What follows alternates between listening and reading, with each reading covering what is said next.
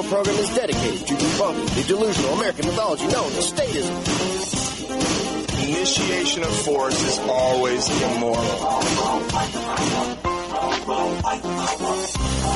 Always think outside the government. Always, always, always, always think outside the government. Always, always, always. Ooh, baby, I like it raw. Yeah, baby, I like it raw. Ooh, baby, I like it raw. Yeah, baby, I like it raw. Shimmy, shimmy, y'all, shimmy, yeah, shimmy, yeah. Give me the mic so I can take it away. Off on the natural cloth. Hell yes. Good day to you all, you crazy Not cat. everybody should have power.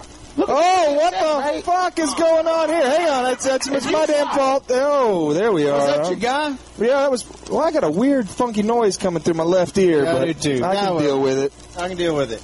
I'm so damn glad we finally got some bugs worked out, except for this bug in my left ear. Yeah, and that's the Schmohawken chief himself is back from the District of Criminals. Hey, all you schmohawks out there.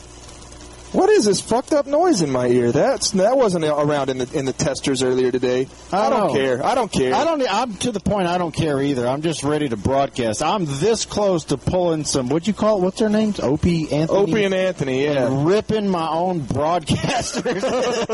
I'm going to rip y'all's ass a new one. I think it's going to work out well. Yeah, fix that thing in our left ear. Well, I'm working on it right now. If they can't hear it in the chat room, I don't give a shit. Hey, chat room dudes, there's 7 million people in there. Do y'all hear this thing in your, if you're listening with headphones, you hear this thing in your left microphone ear? If they can't hear it, I don't give a shit. I can totally deal. Maybe it's... No, it definitely clicked in when we got on to Bud. But it doesn't matter. We got a good show tonight. We've been loading up on material. Yeah, we're kind of backed weeks. up. We're just a little backed up. And Ben is just so backed up, he's just ready to defend the gun grabbers. And oh, my God. Not the gun. I'm not going to defend him. Oh, okay, Josiah says he's got the noise as well. Okay, he's got the noise as well? That's a new thing. Why didn't that happen in the test earlier tonight, Josiah? What's up with that? Yeah, no shit. Well, let's see. Well, we do have the Proctors on backup. If we have to go the old Skype route, we can do the whole Skype route. We'll see. But Ken Holmes says he hears a cricket. Yeah, buzzing. I hear the buzzing, too. It's pretty dramatic. Okay. Hang on. Let's try this. Okay. No, that did shit. That also did shit. Let's go Skype. So, you soloed yourself. No, No. Sounded good. No. It's all there. Let's go Skype. What do you think? Yep. Let's do Skype. Proctors, y'all okay with that? Go Skype? I bet you they're on a little bit of a delay. Oh. Someday we will have a real radio show, and we'll feel like a real boy. I'm a real boy. Just waiting for Proctor to answer me real quick, and then we'll probably just jump over to Skype. So y'all stick with us, because we do have a massive show today. Yeah, like I said, we're really, really backed up, and we got to get some things off of the proverbial chest. Oh, he said it's not so bad. Let's stick with this for a little bit, because I spent 2 weeks in Washington, D.C. recently, and, man, I was very, very excited. I'm very excited to give you the report on how things are. I very much expected to get there and to find out that everyone there is trying to screw each other over, and, you know, they're all a bunch of dickheads, and they marginalize the libertarian movement, and I cannot begin to... I'm happy to report that the complete opposite was true. Almost every single guest lecturer that I spoke with, or that just in their lecture, said, listen, the young people are into the liberty movement. All right? We're going to be dealing with libertarians for the rest of our careers, so we need to start preparing for that right now. Another thing they talked about is they will be cutting the defense budget. It's happening. It's happening right now. Now, it's only a matter of how much they're going to be cutting the defense budget. What is the role of the United States in... Oh, hey, there it is. There it was. Unplug my charger, plug it back in. Voila. Boom. I'm telling you now. The people in Washington, D.C. know that the liberty movement is here. They know that we're coming, and they're cool with it. They're cool with it. Now, here's what I think we have to do as the liberty movement. And we're going to get into the gun control debate, but I'm going to try to show you guys the proper framework within which to bring people into the liberty movement, or just to bring people onto the side of rationale. Because right now the rhetoric has gotten so entrenched that it's like World War I. It's just totally World War I. It's trench warfare, and it is not productive. It's no longer productive. If you're having the argument about gun control right now, and your argument is, well, if the government comes after me, I want to have a gun. Or if your argument is, nobody needs 30-round magazine, you're not being productive. Yeah, and I will add to this, and I think, Ben, I know what you're going to say, but I'm just going to add to this. All of the people saying, especially on Facebook, and even people I talk to, I mean, we do live in bush country. There's a bunch of gun toters here, which is cool. I'm a gun toter. I love my guns. All the ones saying, especially if you're a statist, saying, you'll never take my guns over my, except for my, out of my cold dead hands. Yeah, if you're a statist saying that, I hate to say it, but I just don't believe you. The governments have been liberty robbing for centuries, eons, since the dawn of time, and no one's ever spoke up for the people in jail for drug wars and for every other bullshit crime that governments just love to do. So if you're saying that, I don't believe you. Yeah, nor should you believe. Now, the other thing is, they're not coming for your guns, folks. I mean, even if you... I want you to explain that. So if you just actually look down the list on the 23 executive orders that President Obama signed, okay, 23 of them, most of them had to deal with the health care bill. I mean, only, I don't know, a handful or less actually had to do with gun control, and it was clearly cosmetic. Everything in there was just a very cosmetic thing. So was it planned to get everybody riled up and just like the wag the dog type deal? Just are they doing something else or what? Well, yeah, yes, but I don't think there's any massive conspiracy or anything. I just think that the media understands that people are going to be watching their news stations if there's some sort of controversial debate going on. All right, it's fear and consumption. What happened when the gun control debate suddenly showed up? Well, gun stores sold out of their shit. And in record numbers. And I'm sure the mainstream media views went through the roof, too. Absolutely. Absolutely. So what it is it's a distraction. This is a way that the media provides the framework within which we're allowed the debate to exist, okay? Either you're for guns or you're against guns. Listen, what we all are against is folks rolling up into a school and killing kids. Right. That's what we're against. Let's concentrate on that. Let's stop allowing the media to provide the framework within which we are divided. All right? Stop doing that. Stop. Just disengage from that conversation. Well, are you saying go to alternative media? Well, I'd say go to all media. Go to all media because... And then compare? Yeah, compare. And the reason I'm saying that, did you see Kokesh's video that he posted about a week and a half ago where he... is while you were in D.C., yeah. He interviewed this young sergeant. I'm not a military person. Forgive me. I don't know the lingo. This young kid, and the guy's like, yes, sir. Okay, if whatever you say, sir. And he even called him out. I really don't, Sergeant Bob, or whatever his name was, Staff Sergeant Bob. I did see that. Yeah. I don't think you're as stupid as you're letting on. Okay, sir, whatever you want to say. Right. But the title of the video, if you ask me, was brilliant. He said, how Obama will take your guns, which kind of goes back to what you're saying. It's nothing to do with legislation. It's nothing to do with the 23 things that all the media people, the mainstream media people are talking about, blah, blah, blah. All he's got to do is use military. All he's got to do is give his orders. They take blind orders. You know, there's no such thing as, the Oath Keepers being in there. I mean, don't get me wrong, there are the Oath Keepers. I admire the Oath Keepers, but apparently at least this kid didn't show to have any sort of opinion. It's like he was looking around for a camera or something. Maybe he's going to get in trouble just following orders. Yeah, but even that I think is a little bit too simplistic. I mean, how many civilians do you think our men and women in the military would shoot and kill before they suddenly went, what the hell am I doing? I'm shooting my own people here. I think a lot, actually. Well, certainly too many. I mean, one would be too many. As drugged up as, well, of course, duh, that goes without saying. As drugged up as the American sheeple are, they complained about marijuana and other such, God-made plants, and yet they'll just pop these SSRIs and pop the Xanny bars, and it fucks up their minds. Well, yes, of course. But if you're saying, is the United States military about to launch a full-scale attack on the American people, I have a little bit more faith in our men and women who are serving, because they are there because in their whole value system they've been taught this is a good thing to do, is to go and protect these people. But what do you say to the guys who are, I'm just doing my job, I'm just fulfilling orders? How long did that work for you, Caleb?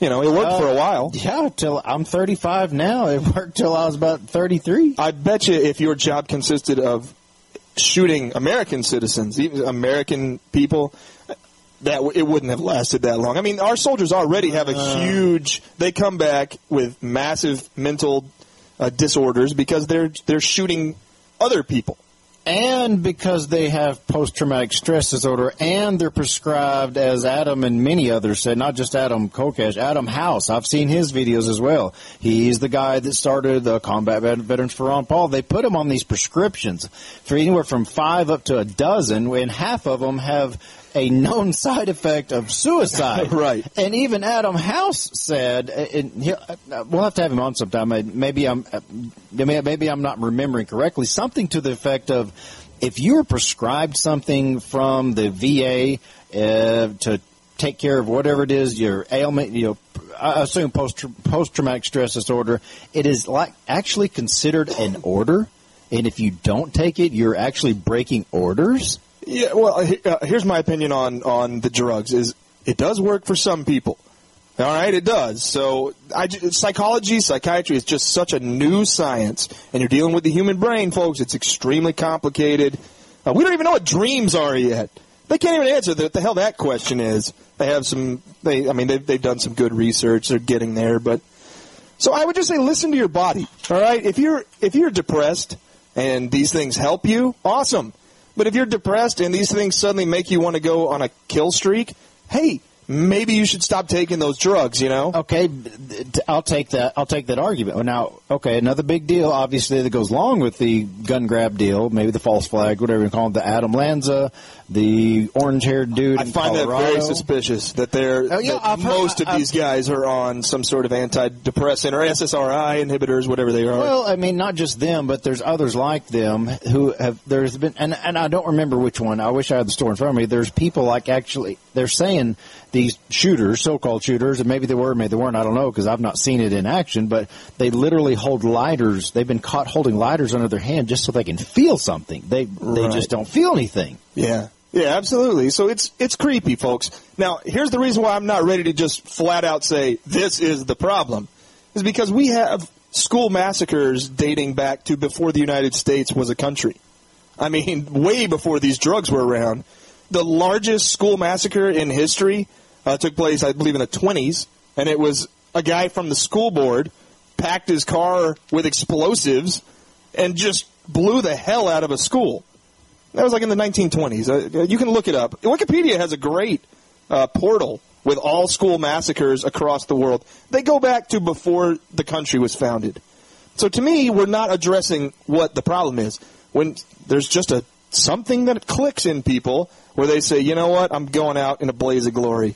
And that glory is massacres are even talked about in the Bible. Who was it that ripped out a donkey's jawbone and slew like a dozen people or 100 people? Well, Joshua fit the battle of Jericho. That was a pretty brutal campaign that Joshua. Would that have been considered a massacre? Oh man, that was a genocide. I mean, we'll have to look at. You're better at this. Look it up. Look up donkey jawbone. Well, I do know that at one point in the Bible, God commands Joshua to not only take over this city, but to kill every man, woman, and to take the babies and bash their heads against the rocks, and to even kill their animals. Just genocide the ever-loving shit out of these people.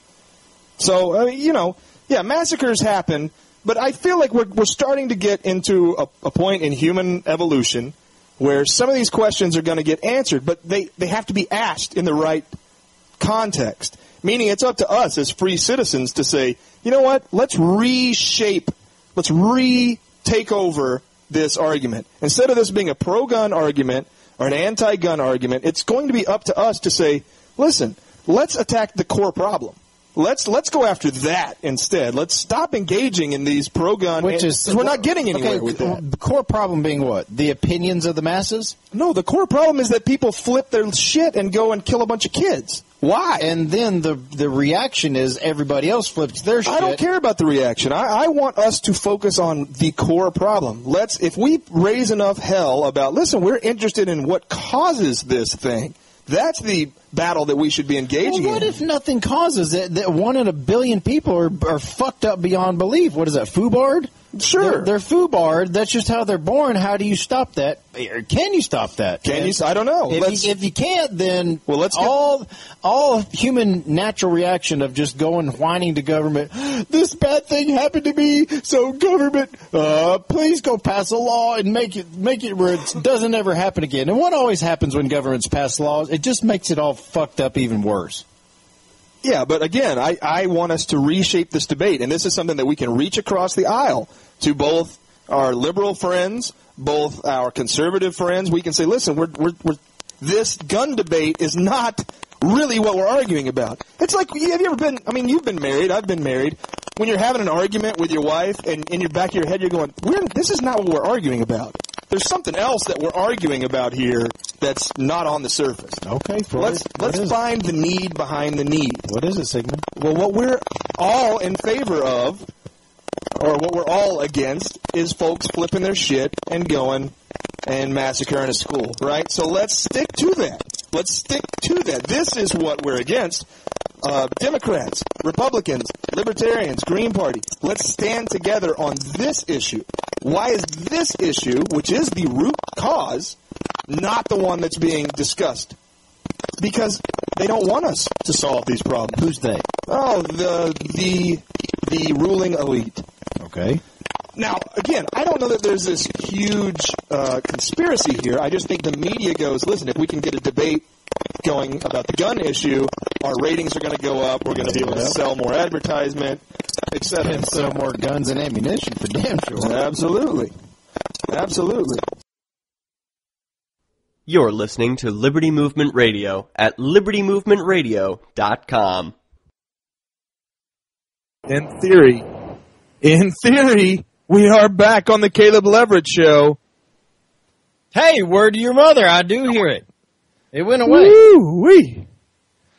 What a nightmare. What a nightmare. So when I tried to sign back in with Butt, it couldn't make the connection. Yeah, I'm fixing to go all agoristic on Butt and say, fuck Butt and his butt ass. It's been working for everybody else. And from what I understand, it sounded good for the first 15 minutes. I know. So I don't know why it went AWOL like that, but then it wouldn't even let us connect. So it said connect. Could not create network socket. It's the alien chick. And Libertarian N, no, I was not talking about you. I was talking about, metaphorically, the alien that came in and, sucked out our computer stuff. Gremlins, yeah. That's what we call it in the... microwave gremlins. Yeah, in the technology industry.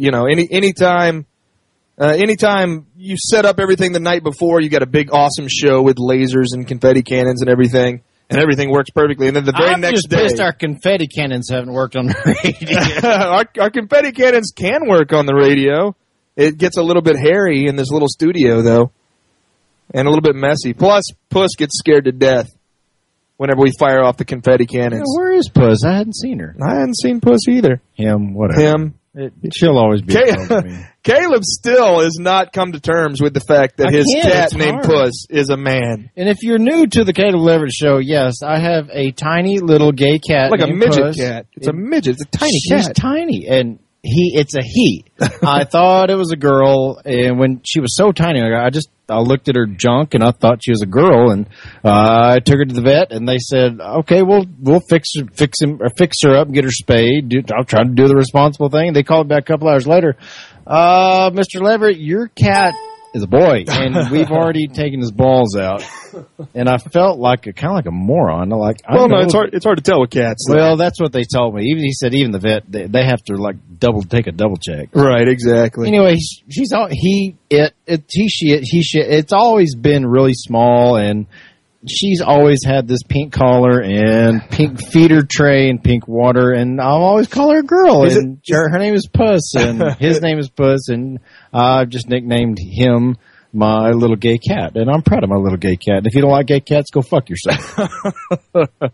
Oh, thank goodness we are back on the Caleb Leverett Show. It's been a few weeks since we've been out here. Yeah, I've been through 2 for me, and because the technical difficulties last week, and then 3 for you because at least 3. I feel like it's been 4 weeks for me. It's just been 3. Has it only been 3? And I tried to call in 1 week because I was for those of you who don't know, I was in Washington D.C. for a couple of weeks, and it was great. It was fantastic. They know the libertarians are coming. They're coming. And they're prepared for it. They're totally cool with it. I got to sit in a special meeting at the Brookings Institute.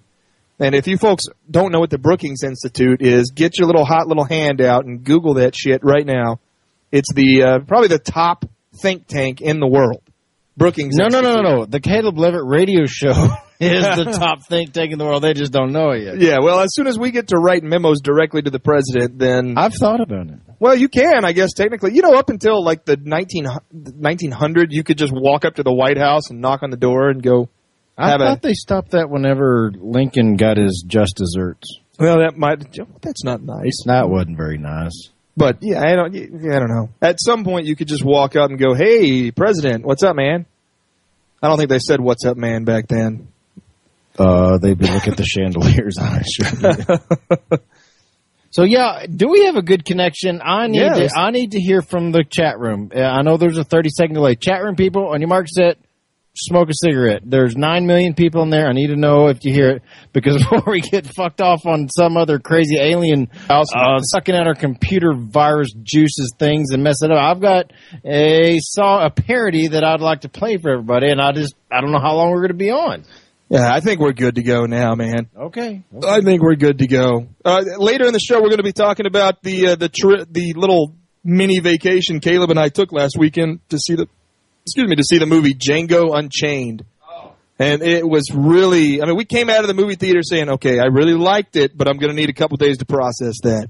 Because it was uncomfortable. It's designed to be uncomfortable, though. It was not uncomfortable. It was uncomfortable to me. Not to me at all. Not to me at all. I thought it was wonderfully made. I took a lot of shit for posting on Facebook that I think Quentin Tarantino has got a brilliant mind. Everyone said, yeah, him and all those actors were in that commercial saying we need to get rid of guns and blah, blah, blah, and yet they're promoting guns. Who cares? Not everything is political. That's... sometimes someone makes a good film, and it's a good film. I've had to learn that if I'm going to enjoy anything artistic in my life, I've got to not look at the artist's politics, because nobody, to the best of my knowledge, agrees exactly with me, and I'm not going to say, fuck off, you're a horrible actor or artist if you don't agree exactly with me. Now, I'm going to have my ones that I criticize. I criticize Kid Rock all the time for his bullshit of endorsing motherfucking Romney, but I still like his music. I always will like his music. I like to criticize him, but I'll still jam out to some Kid Rock. Well, sure, and I know to me, it's just completely separate. All right, not everything I do in life has to be libertarian. I enjoy movies. I enjoy music. Yeah. Not every beer I drink has to have donated to Gary Johnson's campaign. It's just maybe I'm better able to compartmentalize. That's beer you're drinking. Exactly. There, farmer. I don't care. I'm allowed to like things. I like statist beer, man. I got an open Coors Light right now. Well, it's like sometimes people will criticize me because I like football, but I'm allowed to like football. I like it. Why is that? I love criticizing my football zombies. Y'all are really, really entertaining. Well, I like it. People are allowed to like things. And to me, that's when libertarianism or ANCAP, whatever, starts to become too much like a religion where you're just rejecting. Exactly. You're just rejecting other people's things. And that's not what it's about. It's about everyone is included. Yeah, and I might not agree with you, but hey, do your thing. Yeah, that's right. As long as you're not hurting anybody else. You know what else I like? What's that? I like being single. Yeah, I also enjoy being single. You want to talk about that? I enjoyed my 2 marriages. Well, I'll just leave it at that. I enjoyed them. I really, really did. Had some great times. Had made a lot of kids with one of them. Had a lot of vacations. A load of kids. Had a lot of vacations with the other one. Had a really good time. But I thoroughly like being single, and I'm just not going to stick to that stigma. Well, you've got to be married, Caleb. She's out there somewhere. Well, no, I'm enjoying being single. I really am, and I've learned a lot in my 35 years. And yes, I am getting around to the parody that I wrote, and I've actually wrote this. Oh shit! I was still a statist when I wrote this. Oh, I'm excited to hear it. Yeah, Ben's never heard this. I kind of sprung this on him at the very last minute. And are you familiar, Ben, with Beyonce? Yeah, I actually saw her perform at the inauguration live. Oh yeah, she was lip syncing. Yep, exactly. Supposedly lip syncing. Well, then you're going to like this one because this parody is a spinoff of a Beyonce song. Pull it up. All right. Well, this is dedicated, and in particular, I'm going to. Now, I know there's a lot of single dads, and actually, I've got a lot of Facebook friends that are single dads that have been through some shit because of the statist society that we live in, the things we have to put up with being single dads. If you're, and don't get me wrong, I fully understand that there are single moms out there who have put up with some bullshit. They've tried their best to work it out on their own, and the ex-husband's a complete asswipe, and he's constantly going to lawyers. I get it. This was just my perspective at a point in my life, which I'm way over now, but I still appreciate it. I still like the song. I don't regret doing it, and this is called All the Single Daddies, which is a parody spinoff of All the Single Ladies by Beyonce. So brace yourselves. This is to my friend and fellow co-host on LibertyMovementRadio.com, Mr. Trip Pugh, Mr. Trip NWO Fighter. This is for you, brother.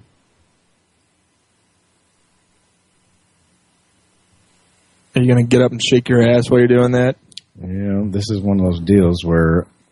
Oh, yeah, we're on Skype. It doesn't work. Oh, well, yeah, you're plugged in. Yeah, it totally works. Yeah, you're on, man. Just play it. I did. Are you plugged in? Yeah, plugged in. What else do I plug in? Well, why wouldn't that work? Mm-hmm. You're plugged into this thing. Oh, because I'm muted. Oh, that would explain that. All right. So much for that dramatic Mr. Trip Pugh, Mr. Trip NWO. Oh, you got to hit stop on the Liberty Movement Radio thing. Hang on. I'm almost there. Are you going to get up and shake your ass? Do you hit stop on Liberty Movement Radio or just close it or whatever? All right, here goes. I swear it's going to work this time.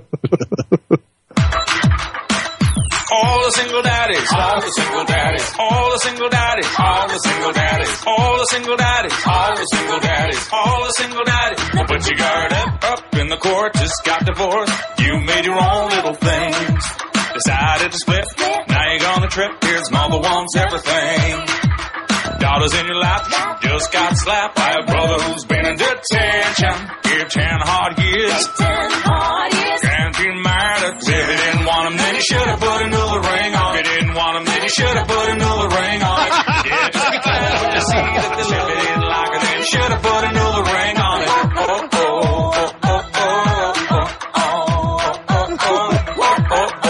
Should have put a Nuva ring on it.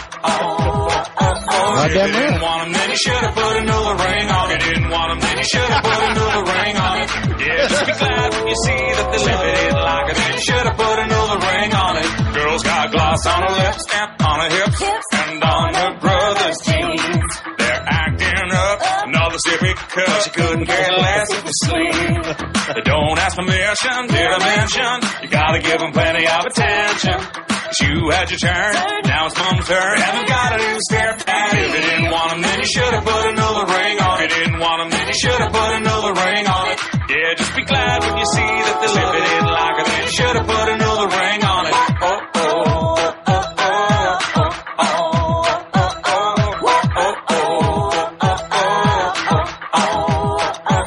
If you didn't want him, then you should have put another ring on it. If you didn't want him, then you should have put another ring on it. Yeah, just be glad when you see that the lip didn't like it, then you should have put another ring on it.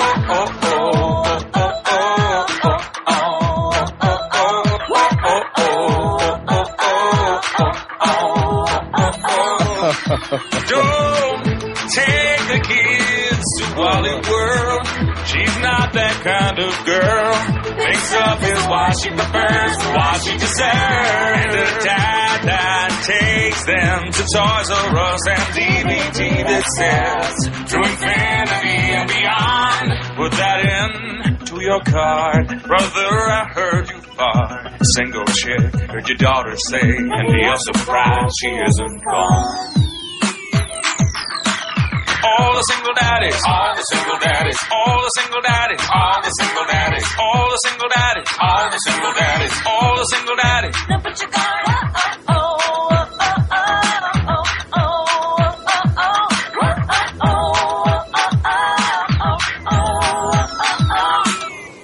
Oh, wow. Hey, can I just say that I have I have come across a few Nuva rings in my lifetime, and I have found that within 5 minutes I'm just wearing a cock ring that I didn't plan on wearing, and I don't know if they were implanted improperly, but one of them was glow in the dark. Why would that happen? Why would you have a glow in the dark Nuva ring? Oh, that's some kinky. I don't know if it was kinky or I don't. Anyways, I don't. I don't know. Like I said, I wrote that back when I was still a statist. I was going through some hard times, and that was great. You know, people bitching about having kids and living in a statist society, and yeah, I mean, sure, it's bad, but it is what it is. And if you want to have children and get married, it just plan on there's a 50-50 chance you're going to split up with the kid's mama, and you're going to have to put up with the new stepdaddy. Oh, yeah. And then the second marriage, some things, and there's going to be a second marriage. Yeah, the second marriages have an even higher rate of divorce than first marriages. So it just I'm 0 for 2 right now. I'm 0 for 1. I'm 0 for 1, and I think I don't want to do that again. I gave it a good damn shot.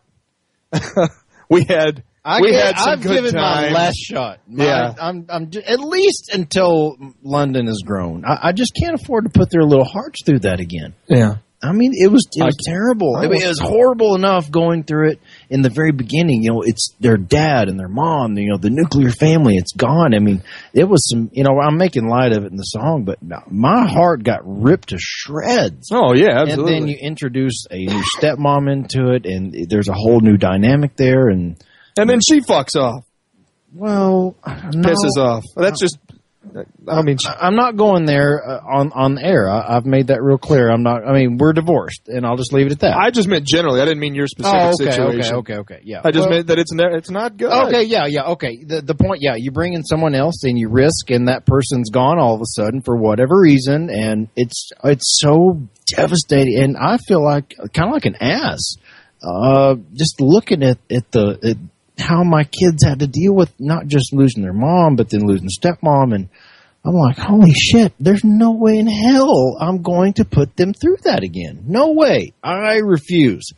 I'm nullifying marriage. I'll never do that shit again. Or at least until they are grown up enough, or they're, you know, somewhat grown up adults, 18, 20 years old, and they can make up their own minds. They've got the cognizant awareness of what of going. It's still tough though, Caleb. You know, my parents got divorced when I was 21, and no shit. Yeah, I was 21. My sister was 19, and it was kind of surreal at the time when it happened. I was off away at college, 1,000 miles away, and I thought, well, it's not really affecting me. But I tell you what, a couple of years later is when it kind of hit that our lives are completely different now. The things that we had, like, in our brain of where we're going to be in 5 years, all that's different. So it's even tough, for adult kids. Not that you're really an adult at 21. Some people are.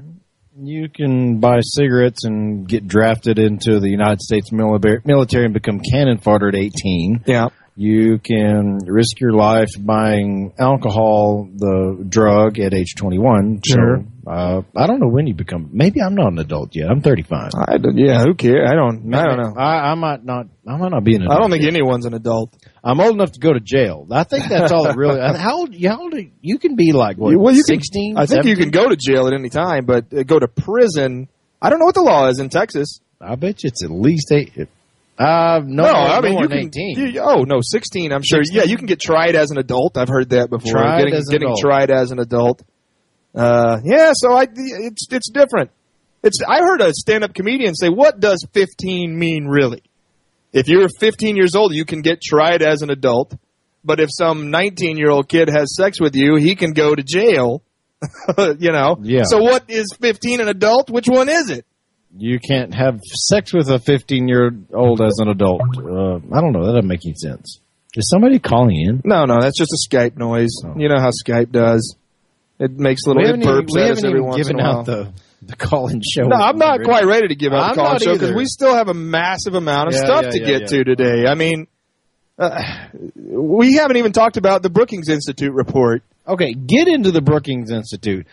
Before he gets into that, I will say this. It's a good thing that the Schmohawk was there doing this because I don't think I could have bit my tongue. He's got a talent for biting his tongue and just getting through this stuff.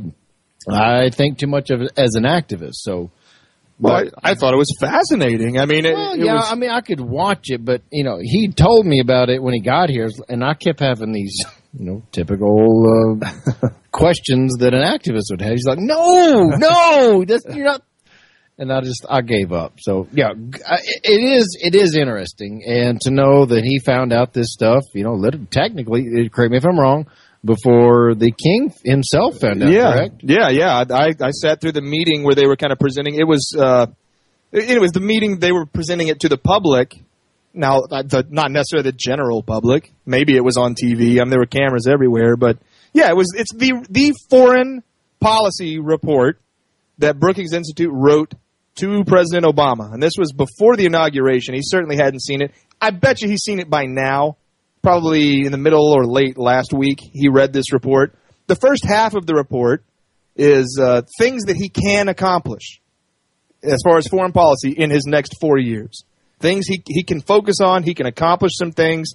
By the way, there's some cool stuff in there. Looks like we're going to open up Cuba. That was one of the suggestions. It's time to end the embargo on Cuba. Seems a little bit ridiculous now. So I bet we see that in the next 4 years. So we can smoke Cubans now? Can smoke Cubans, absolutely. Travel to Cuba, go visit Are we Havana. going to give credit to Barack Obama if we are able to smoke Cubans all of a sudden? Well, I mean, I guess you would kind of have to. If he's the president who ends the embargo, I guess you would kind of have to. So does the president himself as a power have that power to end an embargo? I think so, because that's, fall into the Congress. No, I think it's the president because that's an executive power. Oh, who am I kidding? Executive orders. That's right. Yeah, I don't think there's anything in the Constitution about the Congress has the right to embargo another nation. I could be wrong, but I don't think that's in there. At any rate, we're going to see Cuba opened up, so that's kind of exciting, right? We like that. There was some stuff in there about how in the next 5 years or less, maybe in this next term, certainly in the next 10 years, we will not only become energy independent, but we will become the chief exporter of energy in the world. It's a bit exciting, is it not? I'd better bite my tongue right now. I think that's exciting. I mean, that's a good thing. Well, just as somebody who recently committed career suicide by objecting to the morality of drilling in people's fucking backyards by drilling company, then So that's the other side There is a positive side to it. The technology exists. They don't have to drill in people's backyards. They can easily drill miles away and do the horizontal drilling. So, yeah, that is exciting. Yeah, absolutely. Some new business opportunities. By the way, folks, if you're an entrepreneur like Caleb and I are, I'm going to clue you in on the next big thing, the next big business to own. Are you selling something? Because I'm not yet. Boot your ass off. Not fucking yet. But if I could find somebody who knows how to operate this kind of technology, it's batteries, it's storage, storing energy. And I don't mean like double A's. You're talking like massive storage. Right. Imagine a double A that's as big as your bed. Okay. That can store a massive amount of energy and is very efficient. Okay, those exist. As big as my bed, that's pretty small, actually. They're talking about you're talking about electric energy, not just energy in general. Okay, gasoline is energy. Yes, but if you turn that into a form that is easily shippable to the East Coast, because right now that's our main problem, is we're producing a whole lot of oil, but we don't have really high-quality ways of shipping energy across everywhere. Hell we don't. No, we don't. We burn more energy shipping energy than the energy Have that you gets seen there. the power lines? Yes, and have you seen all the flares? Yeah. We're flaring off energy because we And can't have get you it there. seen the pipelines Yes. that are everywhere? They're talking about something better than pipelines. And don't we want something better than pipelines? Yeah. Of course we do. This is a good thing. Okay, well, you're talking about batteries and electric power All- harnessing. all The battery. energy- How are you going to transfer it without power lines? Train, maybe. I don't know. If you We've figure- got trains. Yes, we do, but we can't ship energy as efficiently as we could possibly. That's what they're saying the next big business is going to be. If you can come up with a better battery, all right, you're going to be the world's next billionaire. This is the next form. This is the next big thing. It's a good thing. As a syndicalist, do you want to be a billionaire, Ben? Shit, yes, I do. Of course I do. Okay. Why wouldn't I? I'm just getting you on record. You're the syndicalist. We don't live in a syndicalist society right now. I know. I'm just fucking with you. At any rate, so, hey, if you're into starting a new business, there's going to be some opportunities there. I'm going into male prostitution myself because this shit you're talking about is way too Brookings Institute complicated for me. I just think it's tremendous opportunities. I mean, nobody's saying we're forcing you to make batteries. What they are saying is if this country can innovate a way to do that, boom. Whoever does that, bam, awesome. You know, it's like when someone took over the internet or invented the internet. It's that. You know, that's that funny level. you say that. Years ago, when I was a doodler and a young skull full of mush to rip off Rush Limbaugh and one of his things he used to say, I was probably in my early 20s, and I sketched out a schematic of a way to harness energy from tides and waves in the ocean. And essentially all it is just a floating arm that's got hydraulic masts and cylinders that it raises up when the tide comes up and it goes down, and there's hydraulic, and they've got, there's a way to harness the pressure inside these nitrogen filled containers, which turn a generator, blah, blah, blah. I just saw today that they didn't use the up and down float method. They used a turbine method it was some government entity, and I forget which one it is, that they're submerging beneath the ocean to catch current flows to spin a prop in order to generate electricity. And I thought, you know what? I thought of that 15 years ago. I've still got the schematic. It's actually in my safe. I thought it was important at the time, so I saved it. But right. Well, yeah, and I've had some invention ideas and whatnot. So listen. There's nothing in the non-aggression principle that says you can't invent some cool thing that makes you a lot of money. That's commerce, folks. That's a good thing. You can use it to better your own society. Boom. Period. So there's that. There's several other things in the big bets that he can make. Those would be the ones that I paid most attention to that seemed kind of good. Oh, also, cutting the military. Cutting the military. They're definitely, the military is going to get cut. Our base is going to go down. Number of bases. No, I doubt it. Doesn't sound like it.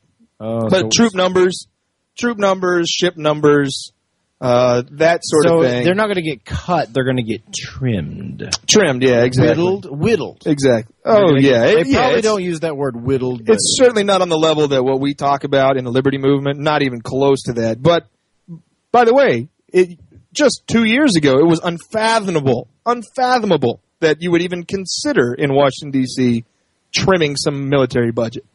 As soon as you even suggested that, you're suddenly getting booed. Yeah. You're getting booed. So just the Republican Party looks at trimming as in pruning. Like if we prune it, it comes back tenfold. Yeah, exactly. So yeah, the idea is that, just like what we talk about, let's stop. Oh, by the way, nobody is happy about the droning. Oh, here's another big thing. Shit. Nobody's happy about the droning. The Democrat liberals? Especially the Democrat liberals. See, because I've got Democrat liberals on my Facebook page, and I post, direct correlations between, Nobel Peace Prize winner King Obama and drone strikes in Afghanistan killing 168 kids, and right. I don't ever hear any objection to them. They're still ever randomly. I think they actually do curve their posting of supporting Barack Obama because they know I'm they're going to have the wrath of this libertarian anarchist Caleb Leverett going after it. Sure. But they never take me head on. Well, you're talking to the people, though, and the people I was dealing with were the policymakers. But the policymakers, correct me if I'm wrong, they're not going to make policy. They're going to basically lick their finger and say, which way are the people going for? I mean, they're going to take the opinions of the people, are they not? Not necessarily. I mean, certainly the politicians are, and they're going to give those speeches that tend to represent populist views. But the policymakers aren't elected. They don't give a shit. They're looking at raw data.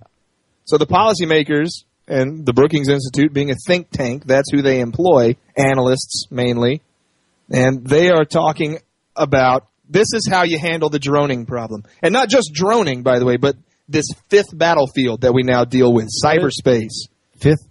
They call it the fifth battlefield now. Ah, that's their way of not calling anonymous, right? Well, they didn't talk about anonymous at all. Well, of course they wouldn't. Well, why would they? We're talking about Washington, D.C. policy. Why would they talk about anonymous? You just said the fifth battlefield being what? Yes, but they're not talking about dealing with anonymous. They're talking about shutting down nuclear reactors in Iran just through computers. That would be anonymous. Well, okay, if you think anonymous is the only group in the world that does that. No, I didn't say that. They're talking about nation states doing this. The United States does this. China does this. In fact, we are not even the leader in this type of battle, is what they were saying. Okay. So what they are saying is because this is a new battlefield that has no Geneva Convention, there's no real rules right now. So any South Korea, any North Korea... I'm just telling you what they're saying, okay. Caleb. Why are you arguing with me? I'm not. I'm keeping you in check. You're not keeping me in check because I'm not giving opinion. I'm trying to report what they said. Okay, report what they said. I want to go burn one. Okay, so because this fifth battlefield exists, all right, and there are basically no rules. There are no rules right now. So North Korea could set off something major in this fifth battlefield. And they would just say, well, we're just following the United States lead. They're doing this kind of thing, too. So what Brookings is suggesting to Obama is let's quit denying that the United States is involving themselves in this, and let's set up some rules. Let's set up, all right, we will engage in this type of cyber warfare, and we won't engage in this type of cyber warfare. By the way, drones are considered part of this fifth battlefield. All right? Nobody's happy about the droning. Nobody is on both sides. So what they're saying is let's at least come out and say that, yes, we are engaging in this behavior, and let's get, some countries together and come up with some rules of engagement.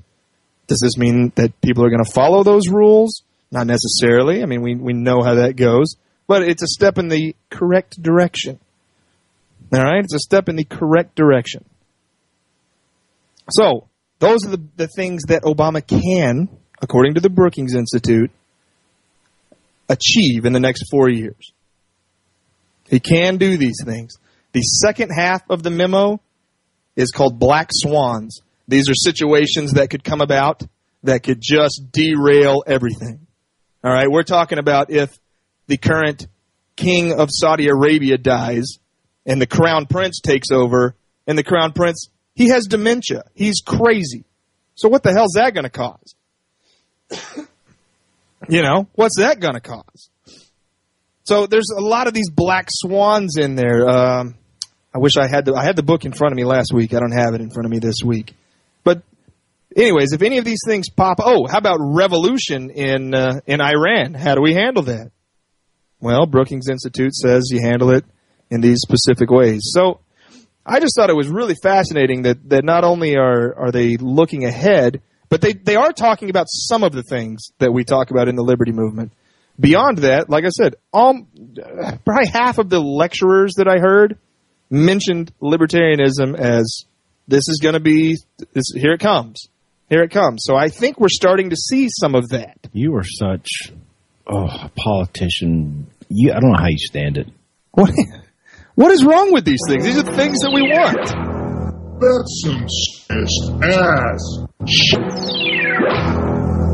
I mean, are you not happy with progress? I don't understand why you're upset about these things. These are things we talk about every single day. We want them to do. I know some people have to, their forte is to work within the system. I get it. I'm just not the type to... I'm not trying to work within the system. I'm telling you that the system is starting to come around. D.C. talk to the Brookings Institute. Who's submitting recommendations to the president? I mean, what do you mean you're not working within the system? Well, they didn't take my suggestions. I'm not working within the system. The system exists whether or not you believe in it. I know. And I'm telling you that the system I get it. is making some steps in our direction. All right? And I think that's a positive thing. I don't understand what's wrong with that. I know. I go too far. I go too far sometimes. I know. I mean, Ron Paul did his deal. He was in Congress for 20-something years and ran for president 2 or 3 times and, trying to work in the system. But, like it's been said many times, Ron Paul was the compromise.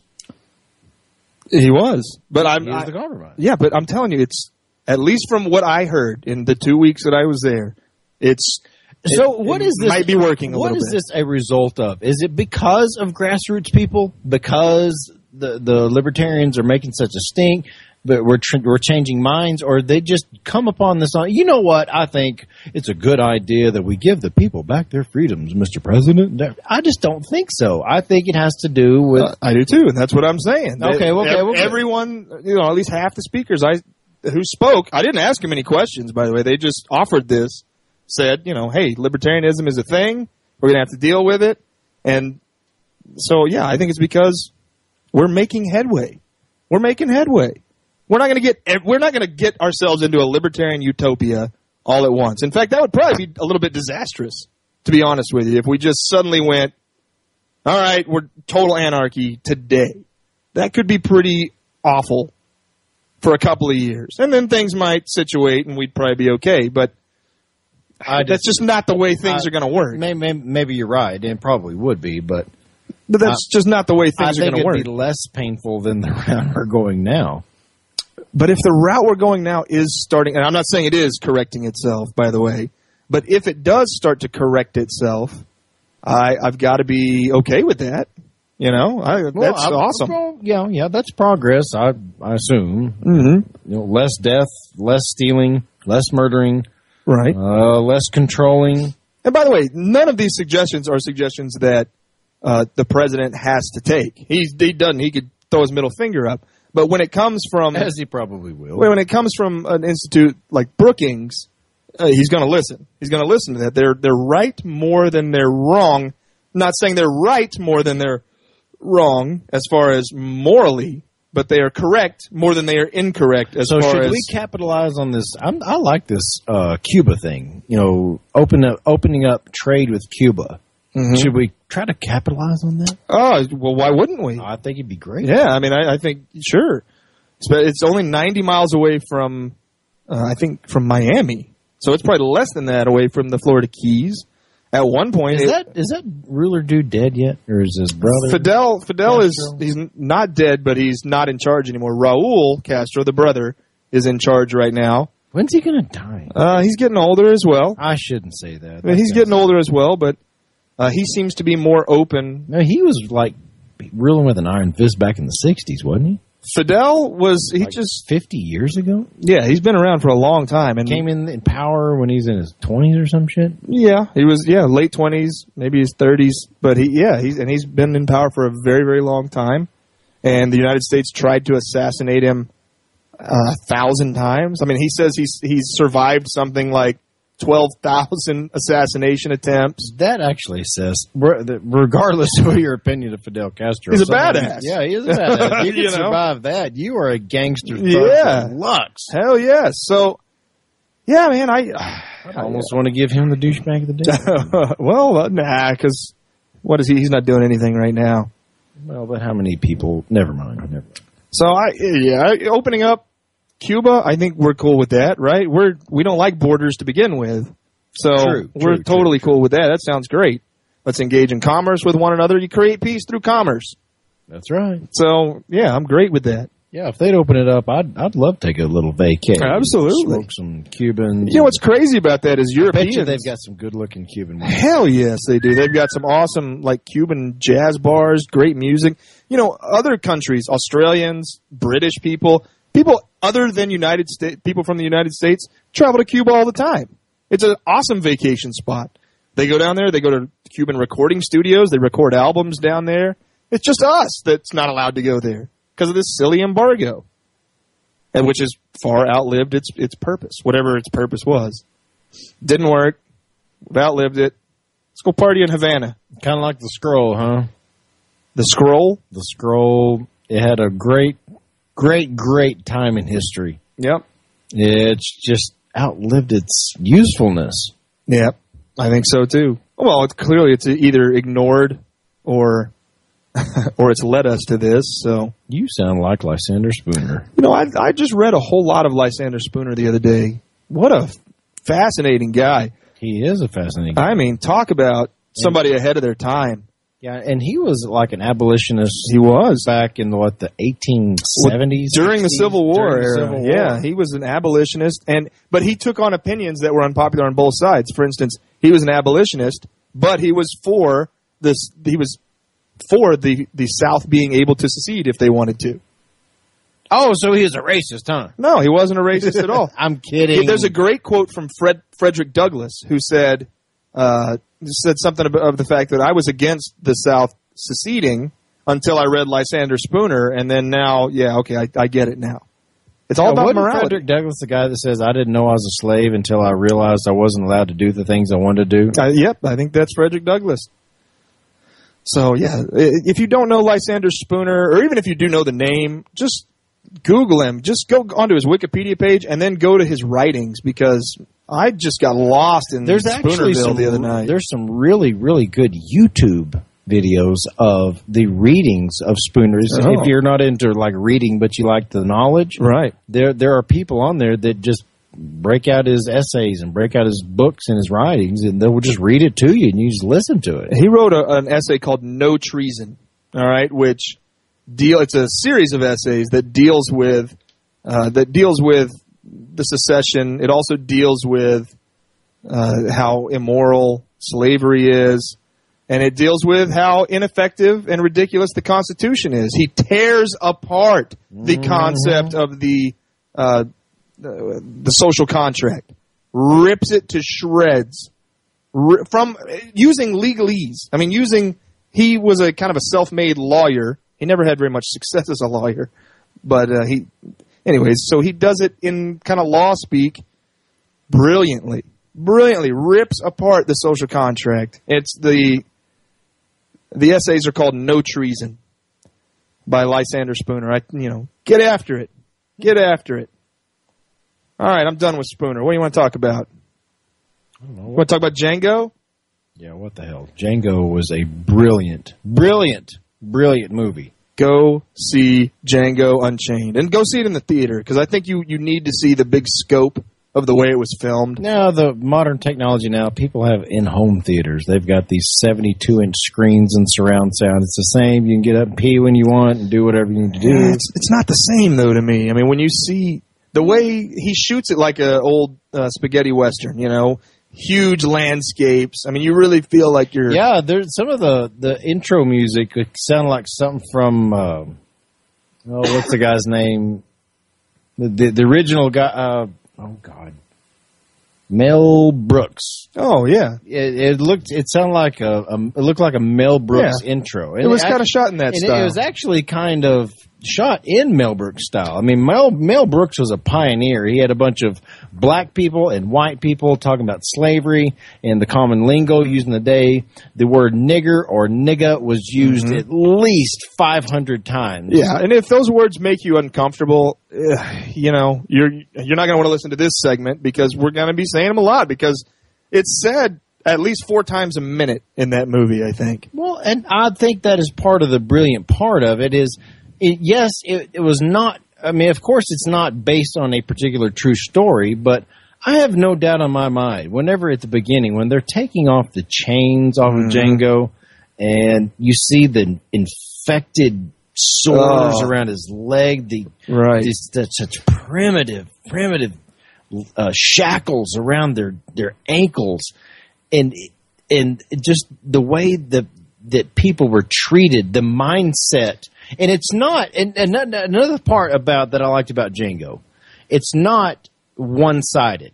It's not all white people are racist and all black people are slaves. In fact, it's quite the opposite. Oh, man, the absolute, probably most evil, maybe the most evil character of all time is portrayed in this movie by Samuel L. Jackson.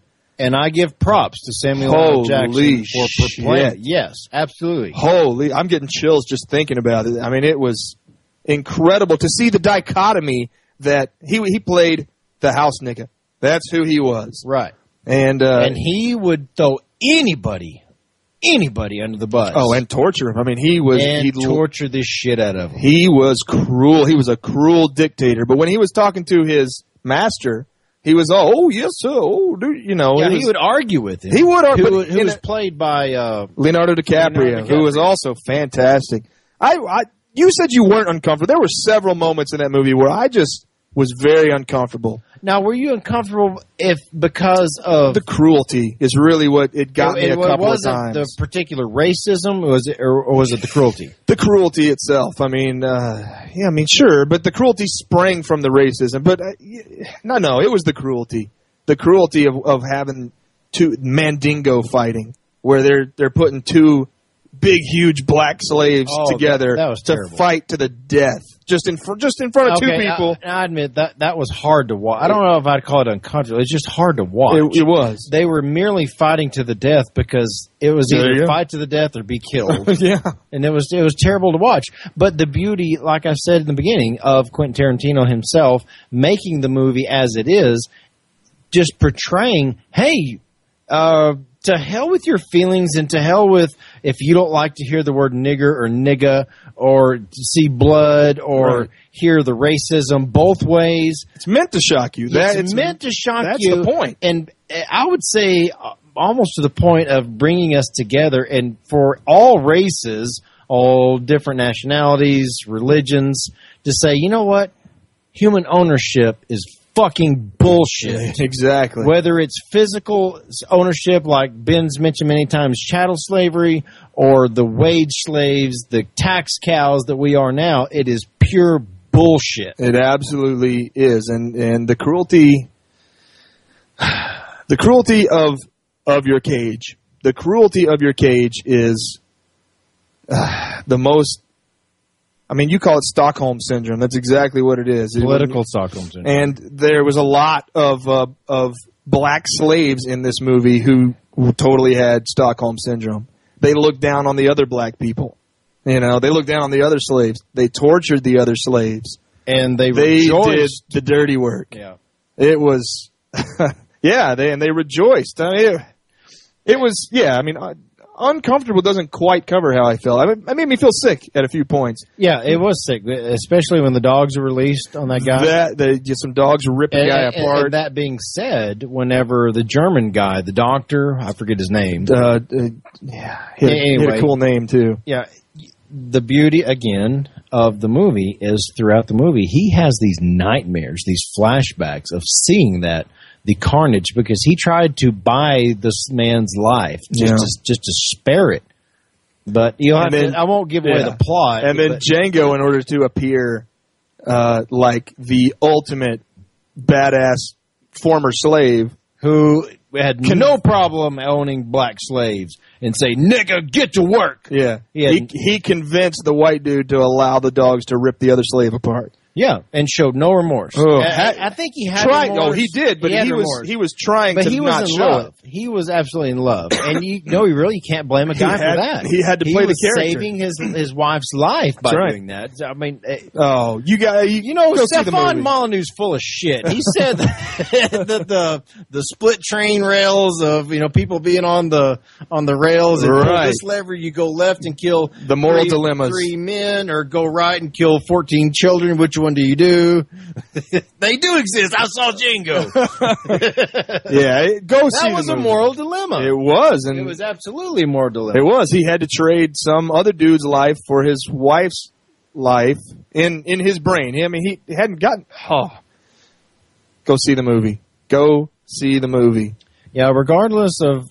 Now, this is just my personal recommendation. Like I said, I posted it, and a lot of my Facebook friends said they would have a moral objection of not supporting blah, blah, blah, the actors and producers who made the movie and also made that ridiculous thing of gun bans and, what is it, Take a Stance Now or whatever the fuck it's called.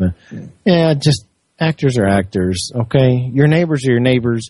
More than likely, you disagree with your spouse, your brother, your parents, and your siblings sometime, too. Just go see the movie.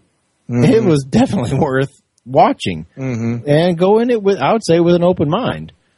I would say this. It's not exactly a kid movie. No, don't take your kids to see that movie. Maybe you're going to have enough trouble for the next couple of days coming to terms with what you just watched. You don't want to have to explain that to some children. Well, I mean, not little children. I mean, I might take my 13, almost 14-year-old to see it. Okay. I might. Yeah. Okay. I mean, it didn't have a lot of... The only thing I really don't take my kids to see is, like, hardcore sex stuff. Mm-hmm. They just... I mean, goddamn, they're going to learn that anyways. They're going to be doing it. And I talk to my children about sex all the time. Well, I won't go into it now, but yeah, I talk to them, but I just don't, that's it. I don't like, I'm trying to think of a sex, like American Pie. I wouldn't take my kid to see that. Really? That's a good teenager movie, though. He's 13. Well, I mean, you know your kids better than I was kind of raised. I'm just thinking outside differently because out loud right now. Sex was taught to me as, it's a beautiful thing. This is what people do. Well, it was violence that was taught to me as this is wrong. Sex was not dirty to me. Well, I am about 99.9% sure my kids are going to have sex in their life, and so I'm really not worried about it. They can figure that out on their own. Mm-hmm. I mean, I'm not going to give them a blueprint, show them how to do it. This is where it goes then. I'm talking about as far as life lessons. Chattel slavery does no longer exist in this country, per se, but yet it did at one time. Mm-hmm. And there's a reason there's really, really hard feelings in certain cultures with, whites or blacks or Hispanics or, name your race, the crackers, the niggers, the gooks, the spics, whatever dividing line, derogatory word that comes up. This one dealt with white owners during the middle 1800s. 2 years before the Civil War. So it was right towards the end of slavery. That's what this particular one it dealt with. And yeah, of course it's not a true story, and there's a lot of, Hollywood acted to it, but I have a feeling they probably didn't go far enough as far as showing the brutality of dogs ripping a man's arms off and the shackles digging into the slaves' ankles and the whips on their back, punishing them to the trees, and the women screaming, and it just made me want to cry. Yeah, but I was glad to see it, and I'm glad the movie was made, because whether this story is true or not, that was a real fucking thing, and it happened all the time. And there was a mental state of certain white people. They just happen to be white in this particular time. Yes, there have been black slave owners, believe it or not. Yeah, there still are to this day. Okay, and I'm sure there are, but slave owners in general, regardless of what fucking color you are, the mentality that you have, how brutal you have to be to declare that you own another human being, it's horrible. Yeah, it's and I'm glad he made the movie. I'm glad he made the movie too. Before I saw the movie, I listened to an interview that Tarantino was giving on NPR, and the lady was really challenging him, saying, "Do you think you were the right person to make this movie?" And Tarantino said, "Is there a right person to make this movie? I don't know if that person exists, but the story is a story, and it's being told." It was magnificent. I always like a film who can give me several different emotions, right? Yeah. It's the films that give me one emotion the entire movie, and those movies tend to be action movies, give me one emotion, and then your romantic chick flick comedies They just appeal to one emotion the entire time. Filmmakers, true filmmakers, know how to take you on a little bit of a roller coaster through the film. I mean, how funny was the little bouncing tooth at the beginning of the movie? Yeah. You know?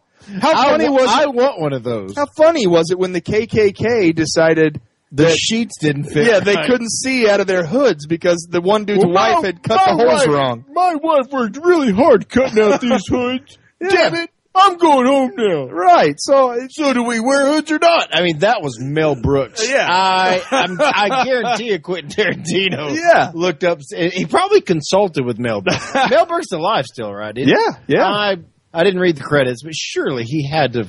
Well, Tarantino is a master of taking vignettes from other people's, piece.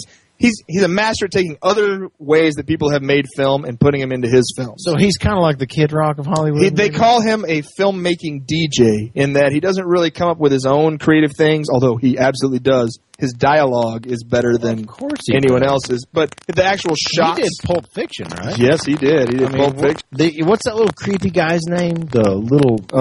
Smeagol. Spiegel. What do they call him, though, before he was Smeagol? The kids call him Schmeagol or Smeagol or yeah. Well, Smeagol was his good side. Oh, precious. What's Gollum? Precious. Gollum. Precious. Yeah, they kept talking about precious. Even Linda was saying, "Oh, my precious, my precious." Right.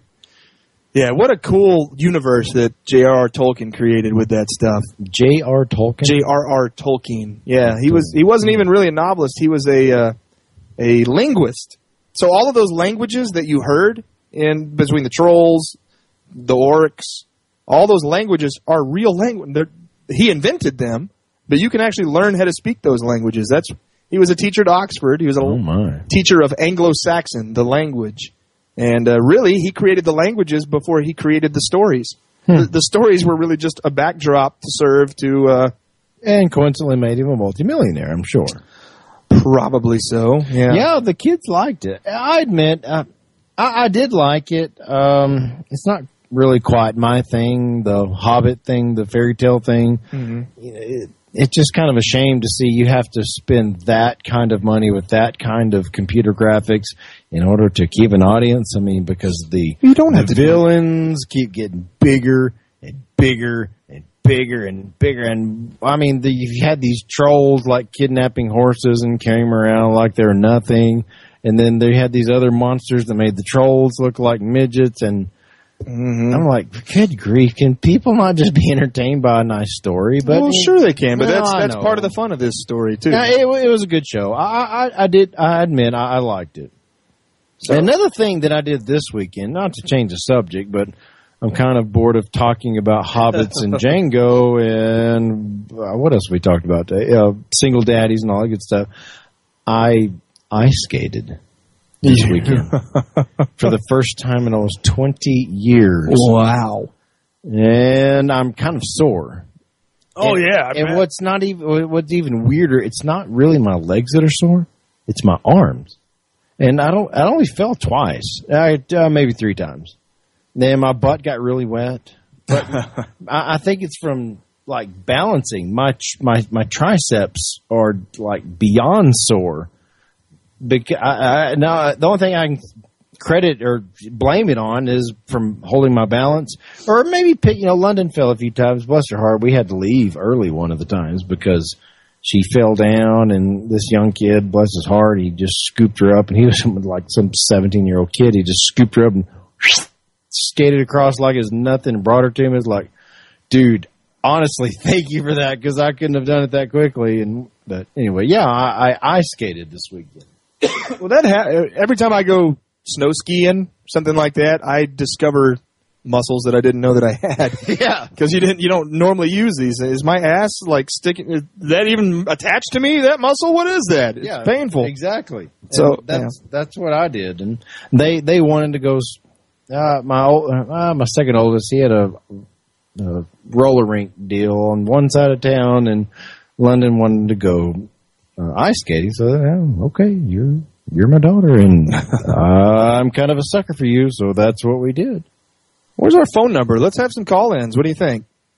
Oh, yeah. Because I know that we're on Skype now. I need to re-dig up our phone number here for Skype. I got it. 605 787-1254. Give us a call at the Caleb Leverett Show on Liberty Movement Radio. It's 605-787-1254. We want to hear from you guys today out there in Schmohawkville. Yeah. Just we're succumbing to the broadcasting using this tool, and so far it worked great. It was working great for 15 minutes, and it just suddenly took a dump all over the place. Yeah, and so therefore I'm sorry, you just don't pass. This is accuracy, man. It might be. It's probably something that we're doing or not doing. Well, maybe so, but again, if that's the case, then why make this shit so fucking complicated? Well, it's not the complicated. I mean, you're going to get that level of complication with anything. I would venture a guess that it has to do with internet connectivity out here in the middle of BFE. That's what I'm guessing. We are the center of the drilling technology universe, but not the There are internet trillions technology. of dollars in this area and exchange in this area. I think the connectivity is fine. It's not fine, though. I mean, if you go... I tell you what, I did have a lot more trouble in Washington, D.C. getting on the internet than I do out here, to be honest with you, so that could very well... You might have a point there.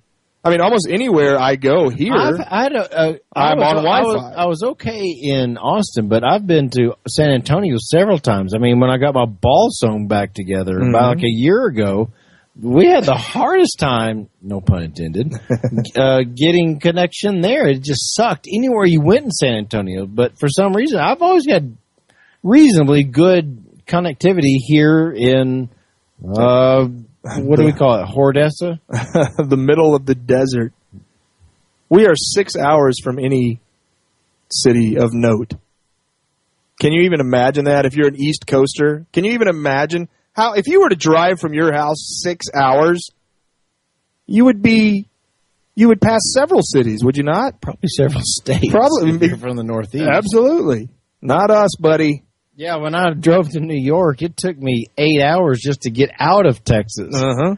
And then another 8 hours, I crossed 4 states. And another 8 hours, I crossed 10 states. Right. Because they're so tiny. Which is beautiful. That's why Texas is better, you fuckers. I know, I'm just teasing. I know.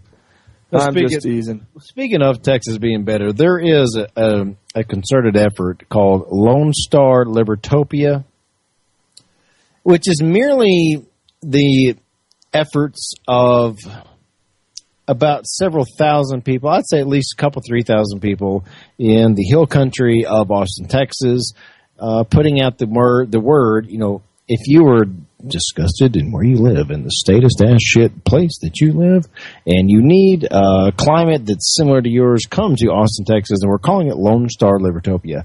And as of about March 1st, I will be the absolute newest resident because of Lone Star Libertopia. I will be moving there.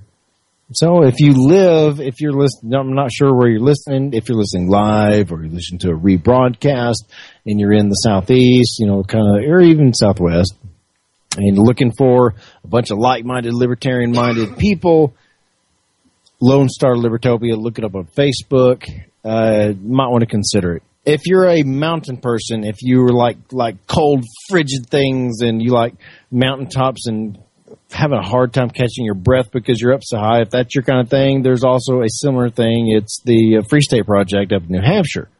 Bunch of liberty-minded people up there, and the purpose is to gathering these like-minded people together.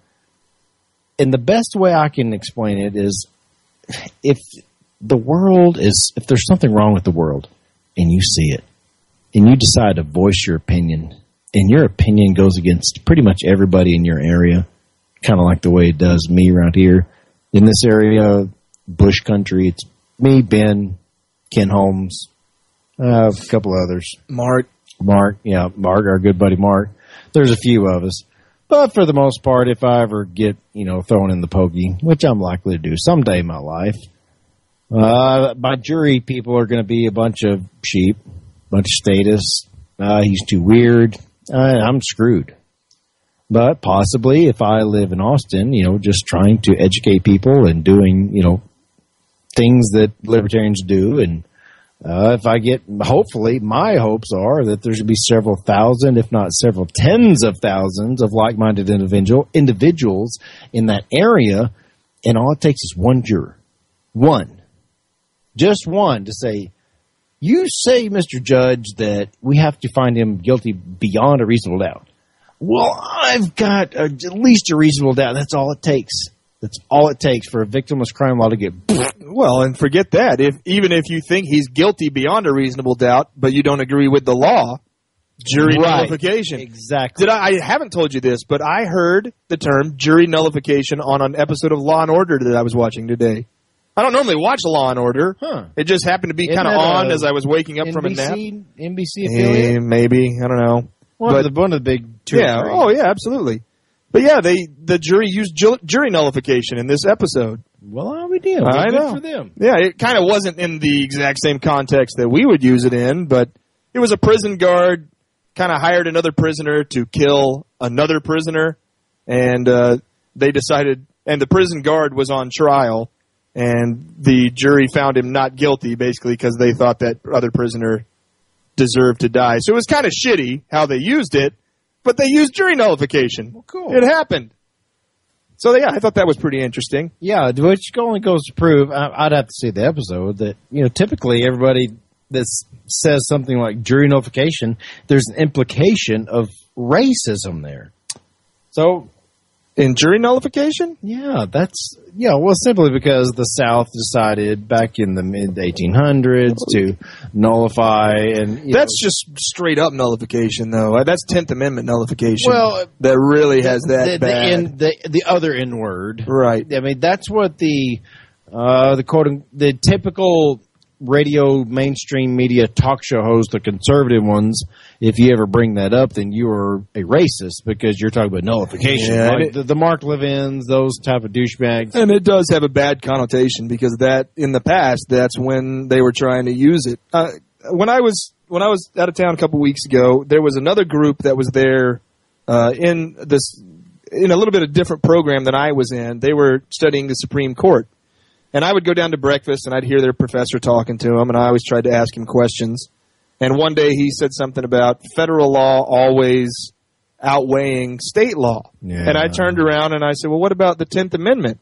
And he said, well, he said, yeah. But you asked him that? Hell yeah. Good for you. And he said, well, the 10th Amendment is basically dormant. People just don't use it. I mean, that's really what it comes down. That's what he said. It's just basically dormant, and it hasn't been used in a while, and so that's basically it. So whenever a statist Republican says an old law is a dormant law, but when they say an old tax is a good tax, that's okay, right? Well, of course they're going to use whatever fits their argument.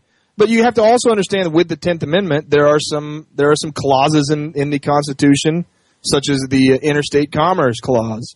That has nothing to do with the 10th Amendment. It does in certain circumstances, is what I'm saying. So I'm not defending the interstate commerce clause, but what I am saying is the lawyers will always, they're going to find something that fits their argument.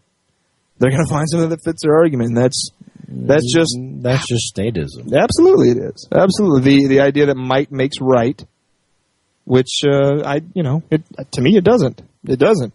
I just don't believe that it does. Morality makes right. Of course, morality is kind of a loose term. I guess we all have a different morality. So then you have to go to the non-aggression principle. If I disagree with you, that's fine, as long as I'm not initiating force against you. It's really as simple as that. It's really as simple as that. I mean, that's it. Sorry, I have a one-track mind, and somebody sent me something that was some statist-ass shit, and sorry.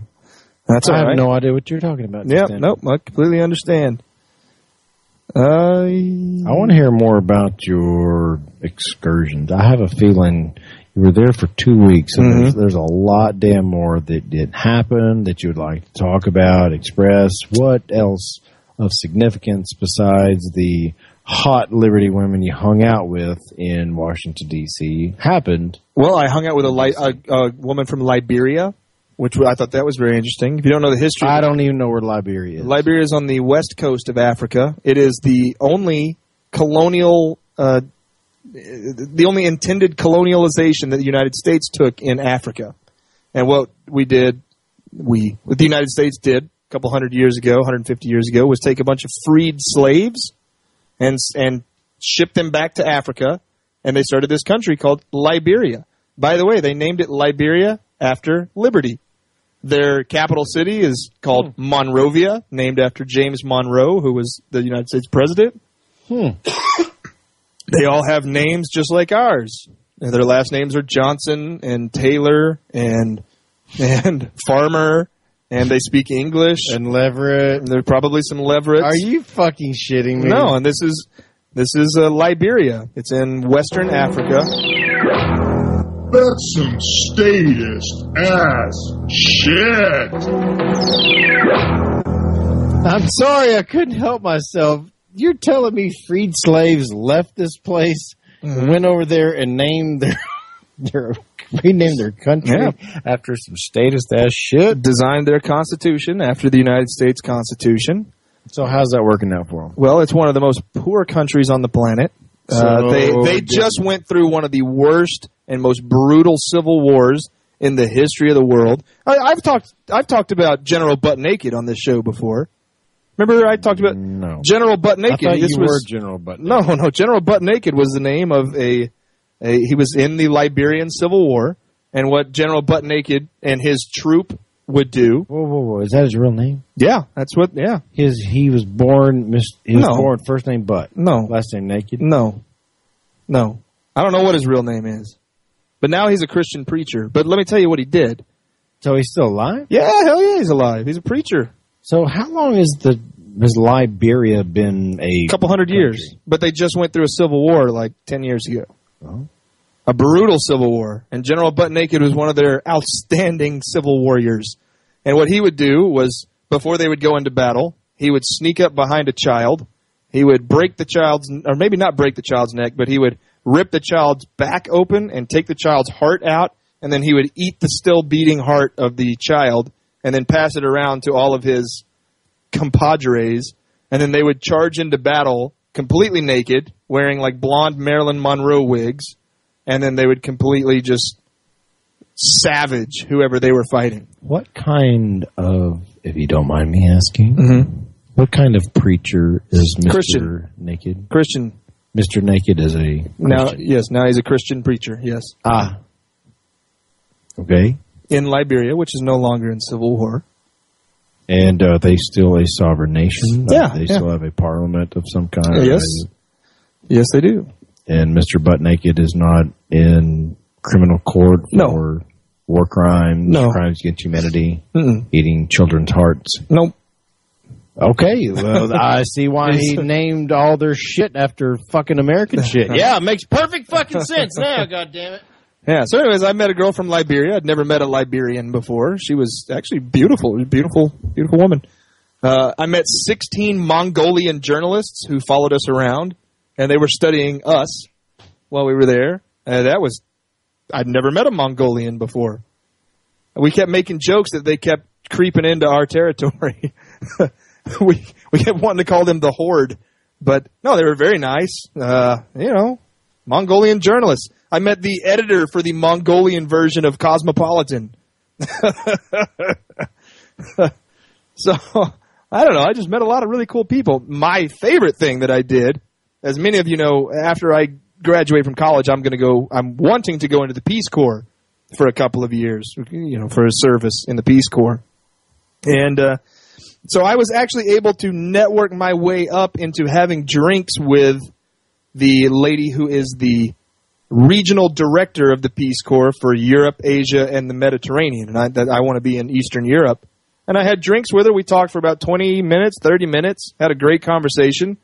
And she told me when it comes time for me to turn in my application, don't send it through the normal chains, to send my application directly to her, and she'll put it in the right people's hands. So I think I'm in the Peace Corps. So that was fantastic. To me, the whole trip was worth it because of that. Met some people who wrote books. A lot of book writers. It I really enjoyed Washington, D.C. I mean, it's not like it is anywhere else, meaning you meet a Democrat or you meet a Republican and you're drawing battle lines and you won't even talk to one another. Complete opposite in Washington, D.C. Best friends are on other sides of the aisle from one another. They don't care about your affiliation. They want to hear about your ideas. So I went to a lot of happy hours with people from both sides of the aisle. Met some libertarians. You know what else happened to me while I was there? I got interviewed for a job by Adam Kokesh. I think you guys know who Adam Kokesh is. He was looking for someone to run the business side of his brand so that he could focus on the creative side, on the activism side. So I went to his house, met the whole team over there. You know, they all live at the house where they work, where the podcast goes on. Interviewed there for maybe about 45 minutes or so, and a couple days later he called me back and offered me the job. And I was very flattered, but I had thought about it in the days between the interview and the day he offered me the job, and decided it didn't feel right. It just didn't feel right. It's not the path that I'm on right now. I'm so glad you brought this up.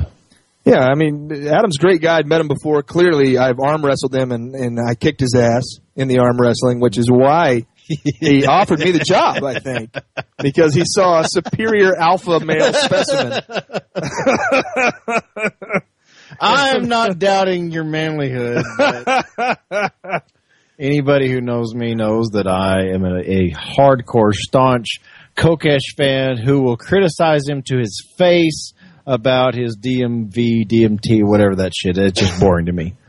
Other than you've never done it. Well, I've never done it, and maybe it'd be cool, but I don't know that I want to broadcast. But it's its own shit. I don't care. Mm-hmm. I'm good with that. I'm not even talking about that. I'm a big promoter, as I know you are, Ben, of Adam's in his life and his dedication, the things he's done, the things he's brought to light. Do you want to go into...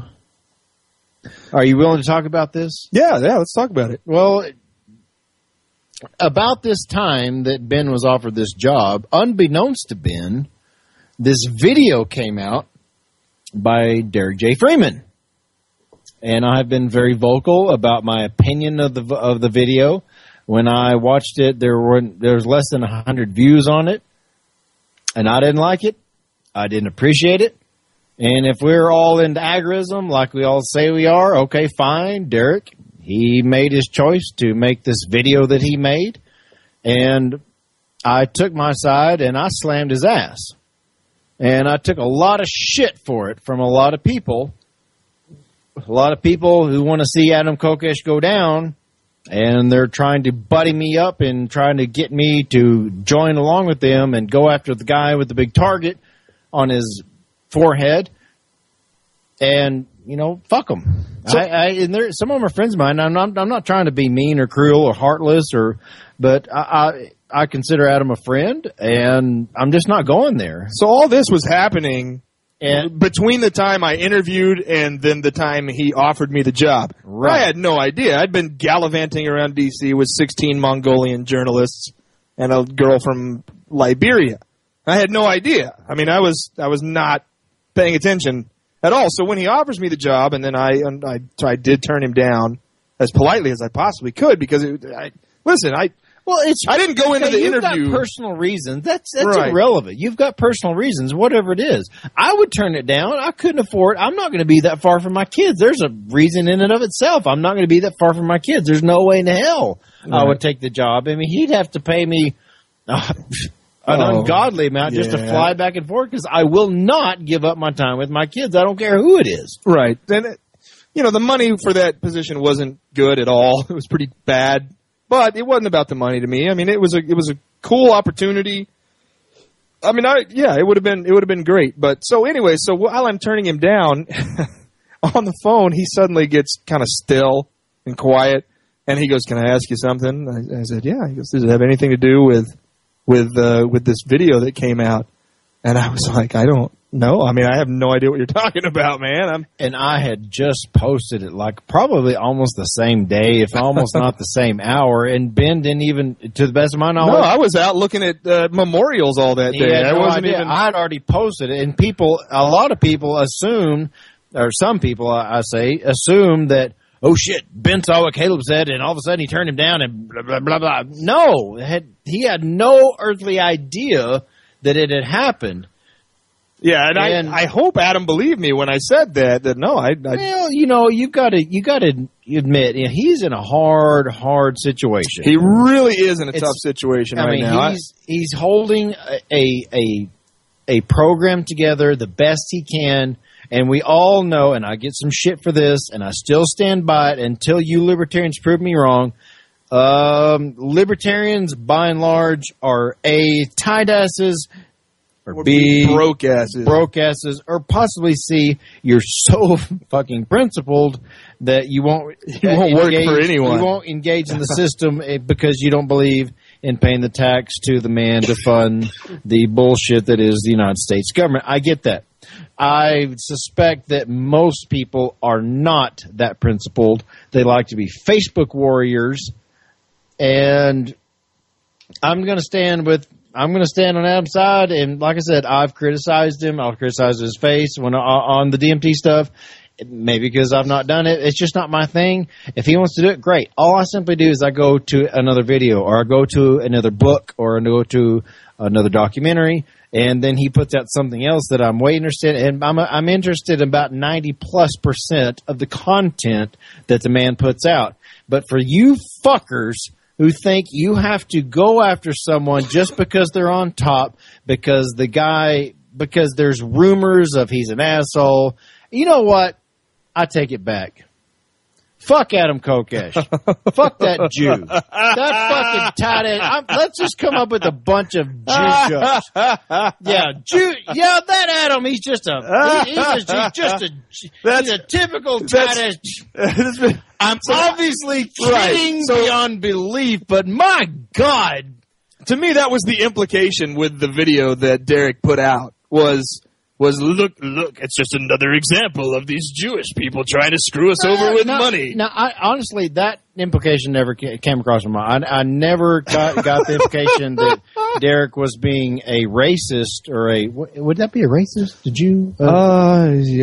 Religionist? I don't know. Yeah, I guess it'd be racist. I mean, Adam's obviously not. He's an atheist. He's religion wise, he's not into. But as far as his name and his background, culture. Okay, I never thought of Derek J as being racist whatsoever. I just thought he's being a baby, a child, and I've said this from the beginning. I don't know what the situation is between them two. I've heard Adam's side of the story from him, from him personally, and I've heard Derek's side from the video. And to me, there's a lot of space between those two stories, and I don't care. Really, because that is between them.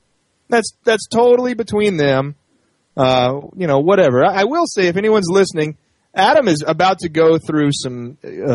His brand is about to hit some serious growing pains. That's why he needs somebody to run the business side, because it's a full-time job just to manage the brand. And if you are somebody who is entrepreneurial, who has business experience, and can move up to the D.C. area for a few months, this is a great opportunity. I mean, it really is. You have a chance to be basically on the ground floor, and the idea is, to have Kokesh overtake Alex Jones as the big voice in the liberty movement, which I think somebody has got to position themselves to do that after Alex Jones showed off how crazy he is when he had his one shot. He had one amazing shot on CNN on that Piers Morgan show. And he didn't have table manners. No, he came across looking exactly like what the Piers Morgans of the world want us to look like. Yeah. It was so somebody's got to take over for that guy. So someone's got. I'm not trashing Alex Jones here. I'm not meaning to, but it's time for somebody to take over. And again, I'm not necessarily trashing Derek J all the way. I mean, I've been a fan of Derek J. Freeman. I haven't seen the whole thing, but I saw his, Derek J's victimless crime sprees. I've seen most. I haven't seen all of it. I admire the guy. I really, really do. I think he did some wonderful things for me. And there's a reason that he made it on to Adam versus the Man. There's a reason he made it there, because he's solid in his beliefs. He did some great things, but holy shit, this hit piece that he put out on Adam. Over a couple $100. Okay. I got a lot of shit from that. Caleb, a couple $100, that's a lot of money to some people. Okay, you know what, motherfucker? That's a lot of money to me, too. But in my world, and maybe I stepped out beyond my bounds, in my world here in Bush country, $400 or $450, whatever it was, in 30 days, that is the norm. Yeah. You net do a work 30. We do net 60 a lot of times 30, in my net business. 60, whether it's $400 or $4,000 or $400,000, that's the norm. You don't take out a hit piece and potentially try to ruin someone's fucking reputation by saying the things that he said. It just rubbed me the wrong way. And well, I don't know if Derek has a lot of business experience, though. You know, I think he has a lot of experience with morality and with the liberty movement. But when it comes to business, well, okay, and there are some things that you do in business. I will extend this. If by chance, Derek, we know some of the same people. On my drive home from Austin, he was co-hosting with our good friend Christopher Cantwell on his show. The following week, I co-hosted with Chris. He needed to co-host, and we had a great time, and we talked for a whole 2 hours. And actually, I broke the news to Chris. He wasn't even aware of this. And he actually played Derek J's video, and then a short time later, a day or two later, Adam came out with his rebuttal, his video to it.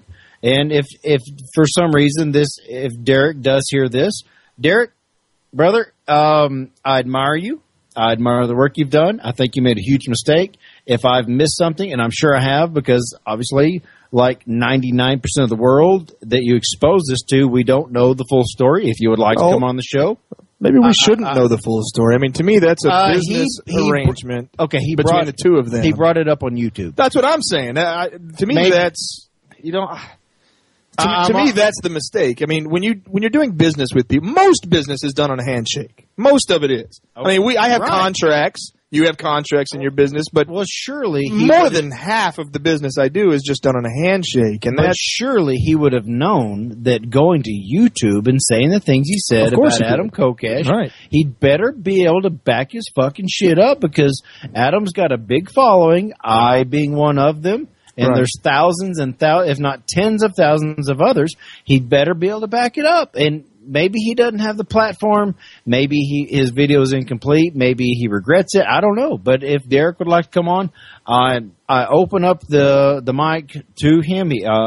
And he can just come on and give his side of the story. I'd be perfectly open to that. Yeah, I would want Kokesh to come on and give his side of the story, because Kokesh's side of the story is that... Well, the only thing about that is Adam is live while we're here. Oh, yeah.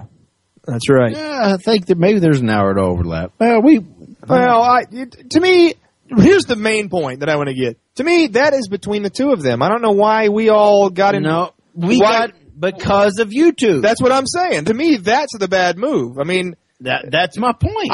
People have owed me shit. John McCain owes me $15,000. Carlos Mencia owes me $15,000. And you know how I'm going to deal with that? I'm never going to do business with those dudes again. You know, that's how you deal with that most of the time. I'm not going to sue over $15,000. Well, and I'm not going to get on YouTube and make a damn Carlos Mencia hit piece because he didn't fucking pay me. Just because that just happens in business sometimes, and the way you deal with that is you don't do business with those folks anymore.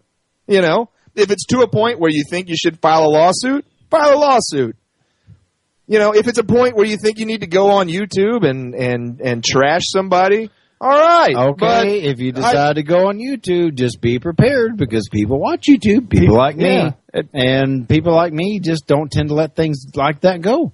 Especially when you're picking on someone who, I consider Adam a friend. We're not great friends, but Longhorn right there. I consider him a friend. You pick on one of my friends. You pick on the reputation on someone that has inspired me and motivated me, and I've learned so much from. Just be prepared. If you're going to go public with something like that, just be prepared. There's people like me who like Adam Kokesh, even with his flaws, and we're going to defend our friends. We're going to defend the people we like.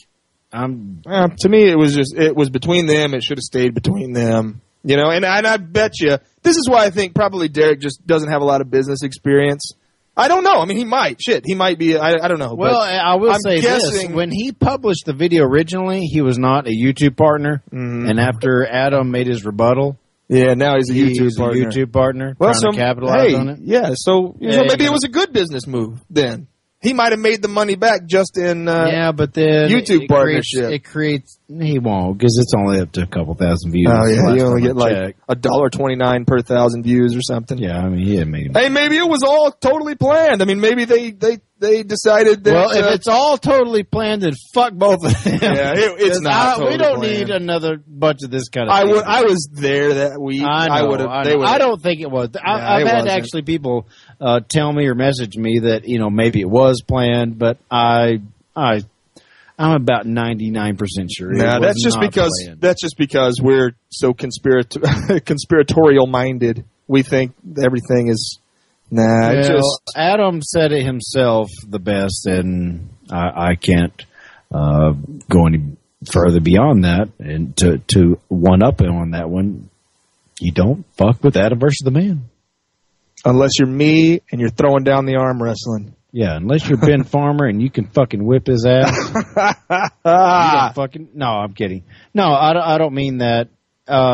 In all seriousness, if Adam fucks up, and I've got hardcore proof that Adam fucks up, I'll be the first to say, Adam, you know what, brother? You fucked up bad, man. Mm-hmm. And if it goes public and if it's a big deal, then whatever. But I haven't seen that yet. He does things that I don't particularly care to watch. The DMT thing, I just don't care to watch it. Not that I'm mad at him about it. I just don't care to watch it. I've got a lot of. I'm so behind on my Rothbard reading. I'm behind. I just got a brand new book from Brave New Books, Frederick Bastiat. It's a whole collection. Mm-hmm. I'm so behind on my reading. I don't have time to watch people get wasted, stoned, high, whatever DMT is. I don't even know what it is. Just psychedelic. Whatever. I don't have time. I'd rather learn and read books or watch documentaries. That being said, that's about the only real criticism I have of him. I don't really have any other criticism of him. I like the guy. Mm-hmm. And you fuck with my friend, you fuck with me, God damn it. Well, at any rate, it happened. It happened. I hope they work it out between the two of them. And, and then that's between the two of them. What were we had something else we wanted to, Oh, did you see what John Bush named his puppy? Yes. I thought it was so cute. I'm so proud of him. He named the new puppy Murray Rothbard, which I thought was awesome. Yeah, Murray Rothbard. Little black puppy of some sort. Really cute. I thought that was great. I suggested that if he ever gets a cat, he needs to name it Ludwig von Meowsis. And there's my own self-promotion and my silly joke. You were going to ask me something about disasters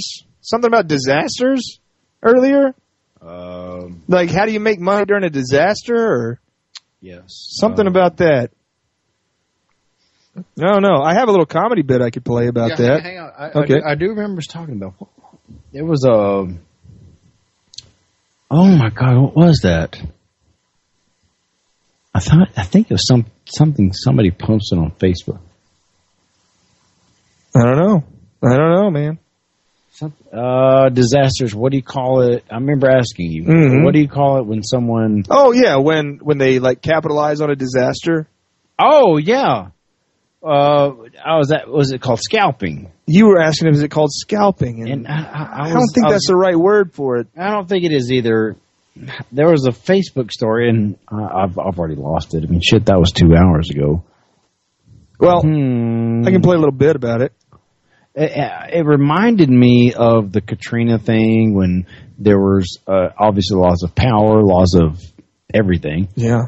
And there were these people coming in that bought up a bunch of generators from not just out of state, but like way out of state, drove their asses off it up there and charged like 3 times the price just to make the recovery back, and like they're getting arrested for it. Right. Yeah, well, people do that. And then like construction companies go in and they make loads of money.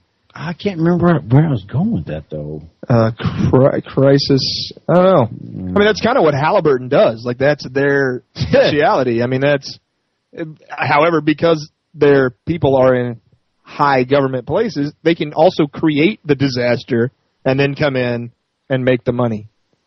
It's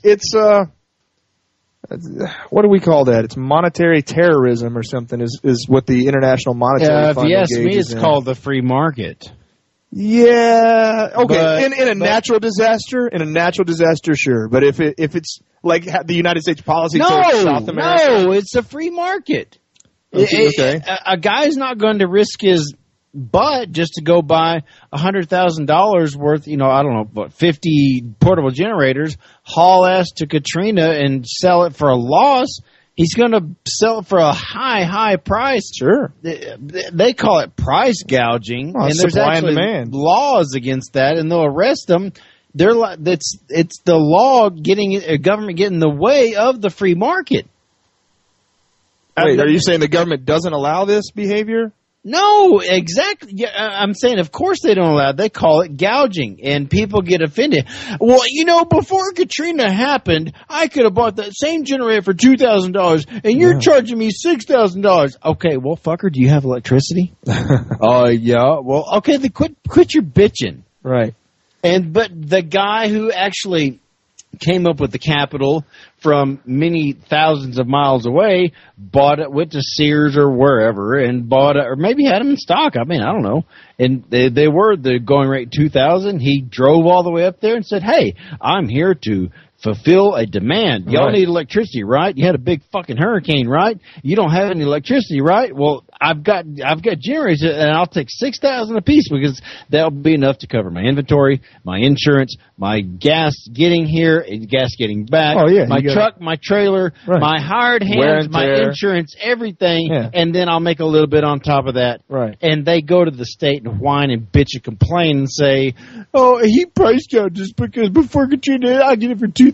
He charged you $6,000. Well, don't fucking buy it then. I mean, rot in your own shit for all I care. Let's hear what Patrice O'Neill has to say on the subject. Yes, we need your money right. Hope it's right. Hope it's getting better. That's another thing, man. Money. I mean, I make money, but I don't understand it. I wish I was one of these motherfuckers that understood money, where like people that see bad things happen, like earthquakes and shit, tsunamis. There's people that understand money that just start like jacking off when they see disasters.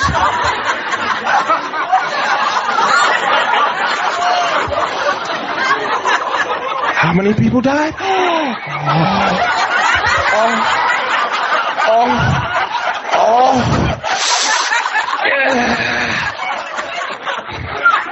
Death and destruction, man.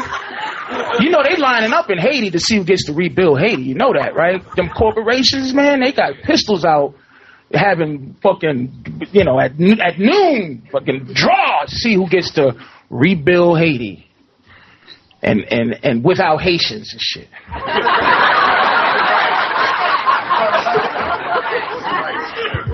They gonna do it. And you don't know where the fuck the Haitians at now.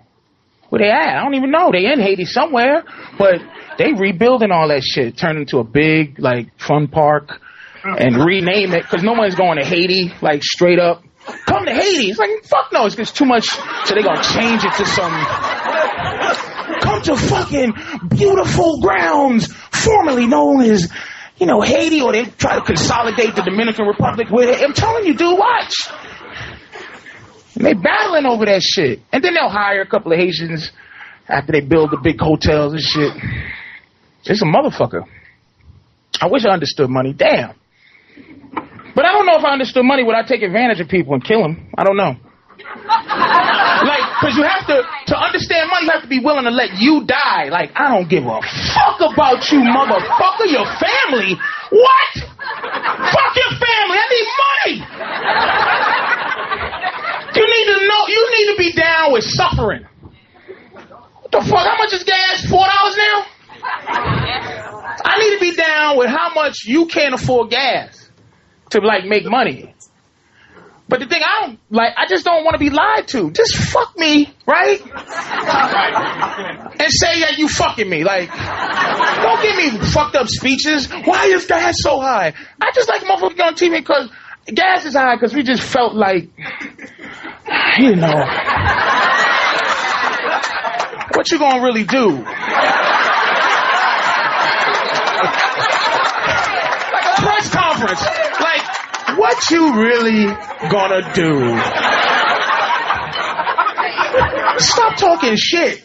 You ain't gonna do shit. Gas is 4. The reason it ain't 5 is because we don't want you to revolt. So we go from 99 cent. You know they did that shit with sneakers. Sneakers was 40. Then it go to, this is how they play you. It go from 40 to 80. You go, oh my, $80. Then it goes to 65. You go, it's still $25 more. But they fucked you hard, like, ouch. So your ass hurt. So then they fuck you slower. They make you think they ain't fucking you. But gas was 99 cents, nigga. Now it's $4. Cause they got us ready for the fucking, it was little Vaseline.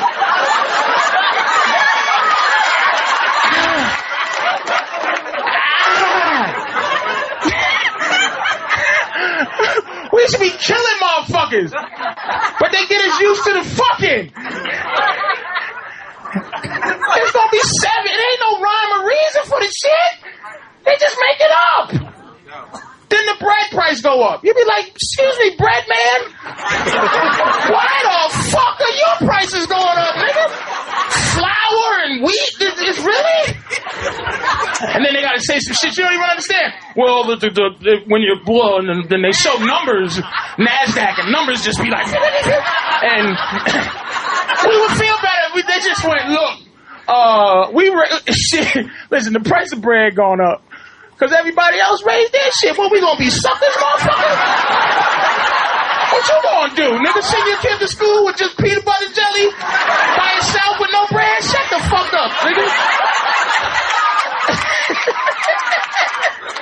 Just bologna wrapped up and the kids tease him and beat his ass because this nigga got just bologna? Shut the fuck up. I'm raising my prices too, nigga. Get used to it.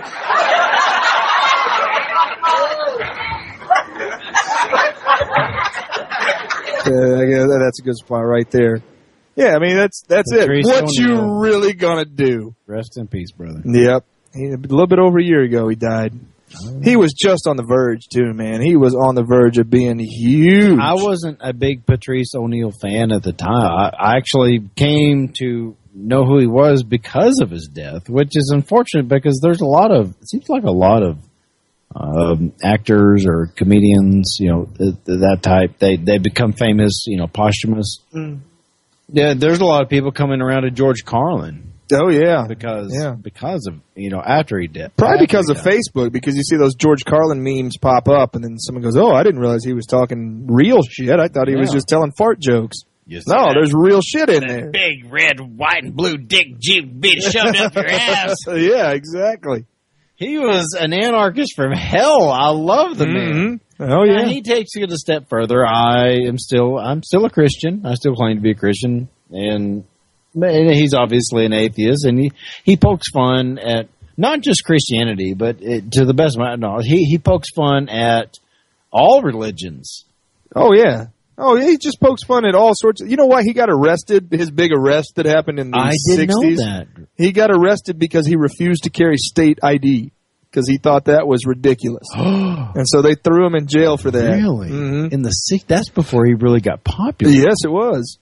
Yes, it was. Oh, speaking of George Carlin, did you know I cannot find Bill and Ted's Excellent Adventure or Bogus Journey? Really? In Hastings. Oh, I'm sure you could order it. Well, Amazon. I would have to order it, but yeah, I wanted to show my kids. Oh, well, yeah. Well, My kids would love that. Just go to Pirate Bay. You know, Bill and Ted, they were dumbass, how do you put it? Pioneers of their time. You know, they really had a really good Dynamic. saying. Oh, yeah. Be excellent to each other. Be excellent to each other. That's right. That's kind of the libertarian philosophy. Just be excellent to each other. I hear, It's kind of like the golden rule, Yeah. but Christians don't follow that. no, they boo people who follow that. That's right. They boo them, especially when they're in, was it North Carolina? It was in the South somewhere. I can't remember at this point. But yeah, they booed him. They boo presidential candidates who implore the golden rule. Golden rule. You Southerners, whatever state that was, you know, fuck all y'all. Man actually running for president, actually invoking the golden rule. And you boo him. And you boo him. Well, let's go bomb some more brown folk. Come on. We got to bomb the brown folk. Yeah, and we are actually broadcasting from his right testicle right now. It's just kind of offensive to me. Well, sure. It's offensive to me. What, that we're in the testicle, or that they booed him for the golden rule? They booed a man for invoking the golden rule. Yeah, well, I agree, but that goes to show you, you know, some of the folks that we're dealing with here. Well, I don't doubt. I see exactly why there are atheists. Because you Christians, you so-called Christians, and your fucking golden calves called government that you worship piss me off. Yeah. Even you scroll worshipers, and I know, Ron Paul, he's always talking about the Constitution. I get it. Like we always say, Ron Paul was the compromise. Mm-hmm. He was the man. He was the guy who actually... could have brought us together. He did his best to go by the set of enslaving rules, and he actually, I say enslaving rules, Article 1, Section 8, he actually gave his oath, said that's what he's going to do. He promised you, yes, even though it says, I'm going to steal from you, that's exactly what I'm going to do, but he didn't go beyond that. Mm-hmm. And you don't like him for that either. Mm-hmm. Ugh. Yeah. You know, when I was religious, there was an old thing I used to say, that a Christian is the only Bible most people read. And that's probably why there are so many atheists out there. Because Christians tend to not set the best example. Like Gandhi himself said, I like your Christ. Yeah, absolutely. It's your Christians. It's your Christians I don't like. Right. They like to steal from people. Kill people. Bomb people. To torture people. Yeah. I mean, some of the things that have... Ugh. Yeah. I want to do some more research on Gandhi. I like Gandhi. I saw Libertarian Ann really tore into him probably about a month and a half ago. She tore into it? Yeah, she had it out for Gandhi, and we had her on the show right after that, and we kind of didn't get into it as far as I wanted to go, but, you know. What was she ripped up? I'm not sure. Probably for him being a racist, but... He was a racist? I mean, I've heard that claim, but he cut his teeth in the civil rights movement in South Africa. He's an attorney in South Africa. I've not heard that. And when he went back to India, he was against the caste system, which had been around for, thousands of years in India. I don't know. I don't know what her deal was, so I don't want to put words in her mouth. But, yeah, I like Gandhi. I mean, she was in the chat room, and she abandoned us. She abandoned us, yeah. I promised her that if she came on, we would talk about the death of Orville Redenbacher. And she signed on for that. And then we didn't get to her, and so she signed off. Is he still alive? No, man. He died in a hot tub surrounded by hot young women. When was this? 95. 95? That was the year I graduated high school. Mm-hmm. It was a while ago. I didn't even know. Mm-hmm. 95, man. Orville Redenbacher.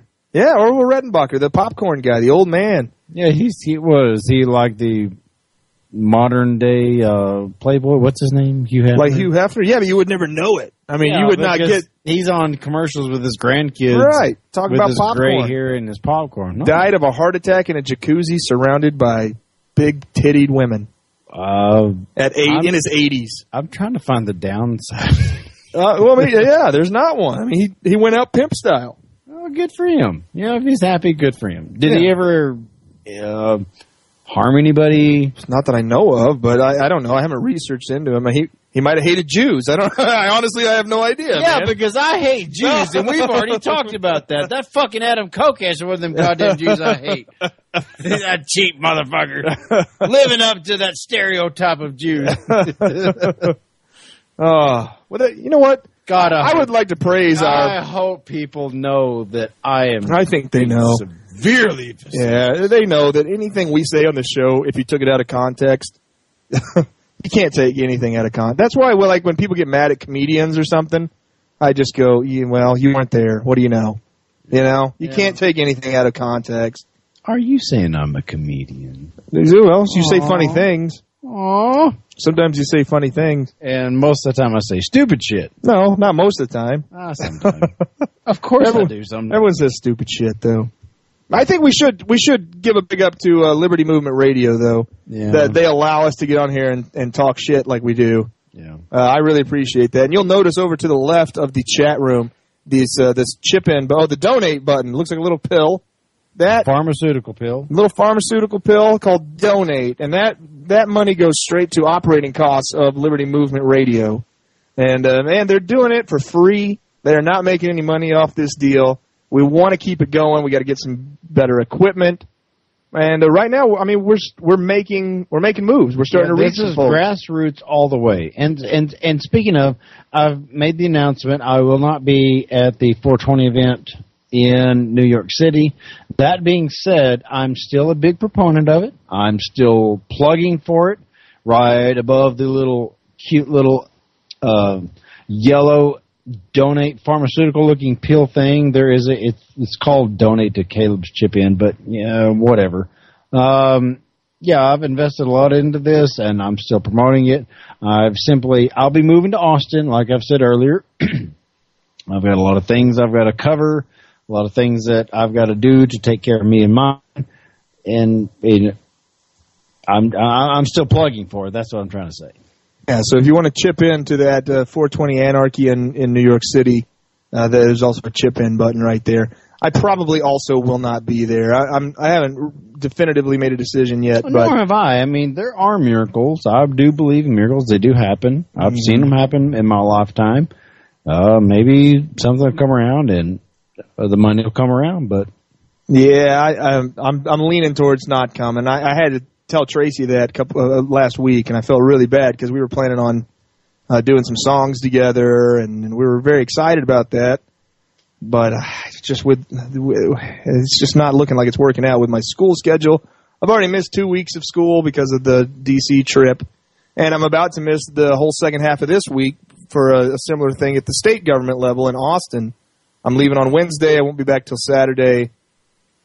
What are you going to be doing there? Are you actually going to be on the floor listening to some of the debates of the issues of the bullshit laws? I'm not actually sure what I'm doing there. Just a professor pulled me over to the side this morning and invited me to come. So I really don't know. It sounds like we'll be kind of meeting privately with. It might be kind of similar to what I did in D.C., where it's like private lecture. They'll come in and speak to our class of 20 people or whatever, and talk about what they do for the government. I do know one thing that we're going to get to do is that you normally don't get to do, which is climb the clock tower at the University of Texas, which is where a school massacre happened in the late 60s. Climb the school clock tower. Mm-hmm. I've not heard of this. The clock tower. A tradition? No. Almost nobody gets to go up there because of a school shooting that happened in the 60s. So why do you get to? Well, because are you going to plank it? No. You got to plank it. No, planking's like 2 years ago, man. Oh, come on! Well, has anybody ever planked the school clock tower? I don't know. Maybe. I'm trying to reach for my youth. Come on! I've got gray hair. I'm 35. Do you really have gray hair? Damn! Oh, fucker! Don't act like. Well, you're blonde, so it's hard to tell. Oh yeah, but yeah, I've had gray hair for years. And I don't suppose a lot, but yeah, just I had one gray pubic hair like years ago, like 8 or 9 years ago. I found one solitary gray pubic hair, and I plucked it, and it's never happened again. So maybe my balls got really stressed out at one point. Can your balls get stressed? Without your knowledge? I can think of about a 5 or 6 seconds. Yeah, they get kind of stressed sometimes. Yeah, but not without my knowledge. I think I would have a decent idea that, my balls are a little stressed out right now. Okay, just plank it. Just take a picture. Come on. You just stick your legs out. And... You want me to plank the clock tower at the University of Texas? It's not 2 years old. Maybe a year. It's pretty old. Actually, I guess it is 2 years. Yeah, if you want to call into the show, the number is 605-787-1254. Again, your number is 605-787-1254 on the Caleb Leverett Show on LibertyMovementRadio.com. What else is on your mind, Big Farmer, besides your gray nut hair? My one solitary gray nut hair. I'm glad we actually got to have a show today. I am too. We got to get some. I'm going to have to start taking better notes, but I got some things off my mind. I mean, the Derek J thing was something I wanted to get off my mind and offer up, it for Derek to, if he wants to come on, maybe just say, fuck you, you're just some new radio guy. But, I'm glad we got to that. I'm glad you got to talk about the time I had with my children. My gay cat puss. Mm-hmm. Django. And Django, yes. My God, that movie. It affected me. I mean, it's not just like you watch a movie. It, affected me. I had to really think about things. And I liked it. I mean, I'm not positive.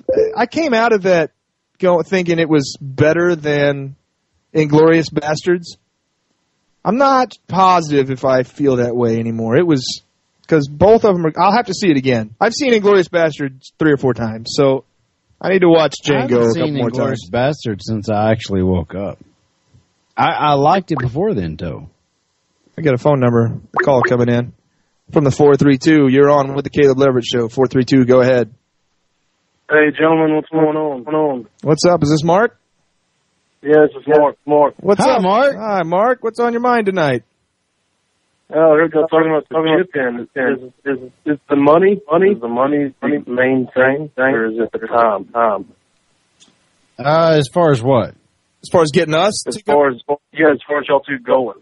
For me, it's definitely the time. I don't think I'll have the time to do it. Well, for me, it is partially the money. I mean, I'm not going to lie. I've got a couple $1,000s plus tied up in the whole thing, sponsoring people, sponsoring the event, and had I not committed career suicide on New Year's Day, then I would still be going. But since I'm going to be moving to Austin, like a month and a half before, I just feel like I've got a lot of things I've got to take care of, and we raised enough money to get Antonio Beeler and a couple of, to fund a little bit of people getting up there, but we just hadn't raised enough. I certainly haven't recovered any of my costs of doing what I do. So, I mean, that's the reason I'm not going, but it's not that I don't support, what's going to be there. Well, what's the cutoff? I see that the date, the cutoff is April 20th. What is for y'all cutoff for timeframe that y'all would like to have that money by? Well, as far as me being able to go? Well, I know a lot of plans go in. I mean, if it's March 15th, and they realize you're not going to make their goal, what is the point where you start saying that?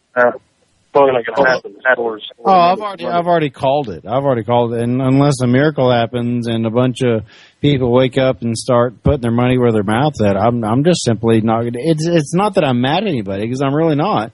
It's just simply I've got a disease where I give too much, and I think I'm going to change the world all of a sudden by, my tenacity, and it's my fault. It really is.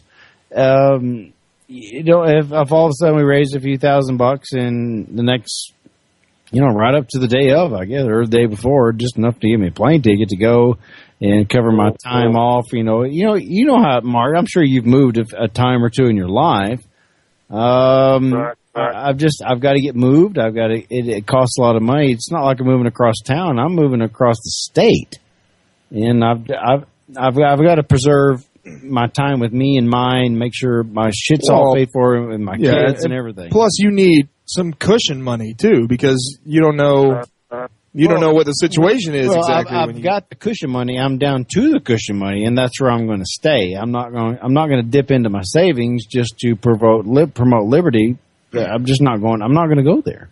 Yeah, well, not this time. I'll tell you what, man. I'll try to. I'm going to try to do my part between now and then. And I was talking to Dan a little bit ago about making some kind of contribution, but with the way it's looking right now, this seems like a pretty big event, you know, and it would mean a lot to me, you know, to go as well. I just kind of got back on my feet, but I'm just kind of fell into a position where I'm doing pretty well. So I'm going to try to help that. Hopefully, there'll be some other folks that'll see it as well. But as far as plane tickets, I might be able to hook you up with the play pass if you want to do something like that. Well, you are absolutely too kind. You really, and I don't even know how to accept compliments and charity. Like I'm horrible at it, but you really are too kind, and I sincerely do appreciate it. What can we do to make a change? 'Cause we just wanna be free. We don't want this police state. We just want love and liberty. Hey, this is Tatiana Moroz, and you're listening to LibertyMovementRadio.com. Never make a YouTube video. Speak your mind with education. The knowledge will start to grow. So make a YouTube video. It's just a shame that we have so many of these problems on this show, but whatever. You know what? It's free radio, folks. What are you going to do? It's free radio. Are we back? Yeah, we're back. We're good. No, we're good. We're good now. You're not fuzzy? Okay. No, not fuzzy. Oh, by the way, I've given up drinking for the next 3 months. Pussy. So I just, my liver needed a little bit of a break, I think. It's been I put in a couple of good years. It's time to give the liver a break until, the idea is 12 weeks, but I'll probably go longer than that. So, anyway, unlike most shows, we progress, typically we progressively get a little weirder as we go. I might be at fault for not doing that tonight. I don't know. I felt like we've had a good show. I've had a great time. Yeah, I have too, and we will be back tomorrow. Regardless of the problems, and I've had a hell of a good time. We got a lot of things off my chest. Yeah, exactly. I'm just glad to do the show again. It's been weeks, just been weeks for me. You at least got to hang out with Jordan Page and John Bush and Antonio Beeler and Heather Fazio. Did you see Heather? Yeah, she was on. She was on the show. See, I missed the show. The first night I just wasn't in a position where I could hear it. The second night I tuned in for about 20 minutes and heard Jordan Page tuning his guitar for 20 minutes before I had to leave. Yeah, we had to do some tuning there, but it is what it is. All right, 432, you're on with the Caleb Leverett Show. All right, we got a better connection. I can hear y'all now. Yeah, that sounds much better in my headphones as well. So we were talking about the 420 event. Now Caleb and I probably not going to make it. I'm getting into the 80% range that I'm not going to make it out there. I was excited to at first. Yeah, well, I'm still excited. I'm certainly going to be tuning in, but I'm in the 100% range. I'm not going unless, obviously, we raise just a bunch of money to cover a bunch of costs, the money that I've invested in it, and then I could go. But like I said, I'm moving. So I mean, if you've ever moved, you know what I'm talking about. There's a lot of costs there. Exactly, I hear you. But yeah, man, I'll try and help out as much as I can, and hopefully we'll get to that number. And it may take a month or two, but I think we'll get there. Just to give you a little bit of encouragement there. And well, Mark, go ahead. Oh, I was going to say, Dan was making the point before we kind of get that bad connection about the Buddy Pass not really working too well sometimes because of standby. One of the things that had going for me is seniority, as far as if it's actually my stepfather. So he's got about 28 years with Delta, so he's usually up there on the seniority list. So. Well, that's excellent. And by the way, I try to fly standby most of the time because I have a bunch of buddies who work for Southwest. And so I've flown standby lots of times, actually, and I've only ever been stuck a couple of times. One time when I was flying into New York, I got rerouted to Newark, which was a very expensive cab ride to get into the city. But, yeah, I mean, buddy passes are fantastic. If your choice is between paying $600 for a flight or maybe having to wait around a little bit for free, yeah, buddy passes are awesome. They're awesome. So, yeah, I think that's cool. I think my deal with the 420 event is I've got some awesome stuff coming up for me. I mean, I'm just to the D.C. trip, of course.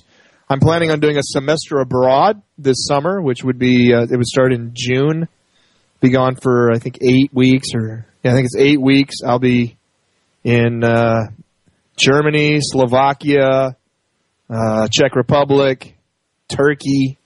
I'll be all over Eastern Europe, all through the Danube region. So I need to save some money for that. And then in the fall, I'm planning on doing an internship in Washington, D.C. for the whole semester. So really, I'm only going to be here, for a few more months, and I won't be back again for another year. So I kind of need to save money. I need to put as much time in here as I possibly can. I need to make sure I keep my grades up, or else these things won't happen for me. And I'm already coming into the semester late. Now, luckily, I've only had 2 grades this semester, and I aced both of them. But that's only in one class. I still have 2 classes that I haven't even been to yet. I'll go to them for the first time tomorrow. And hopefully there's not any tests or anything, because I don't know what the hell. I haven't even bought the books. So I think that's more along my lines, is my responsibilities for school. And my only thing is putting a roof over my head and getting back to Odessa to be with my children, because I will not. I will not give up my time with my kids. So, you got to have your priorities. I do love Liberty. I love promoting Liberty. I love doing events and all that kind of thing. But when it comes down to it, I've got my limits, and it has to do with my children, and I can only go so far. Yeah, and I think understand that completely. What we've discovered this entire time in the Liberty movement, Mark, is that we have put forth a lot of time and a lot of money into certain projects, and thinking that all we have to do is prime the pump a little bit. If we prime the pump, then it'll we'll be able to break even, or then we'll make some sort of an impact. But it really hasn't worked out that way so far. I mean, we will do our part to prime the pump, and then that's it. That's all that ends up happening. So then now we're trying to put on a program on a budget a third the size of what we were hoping for.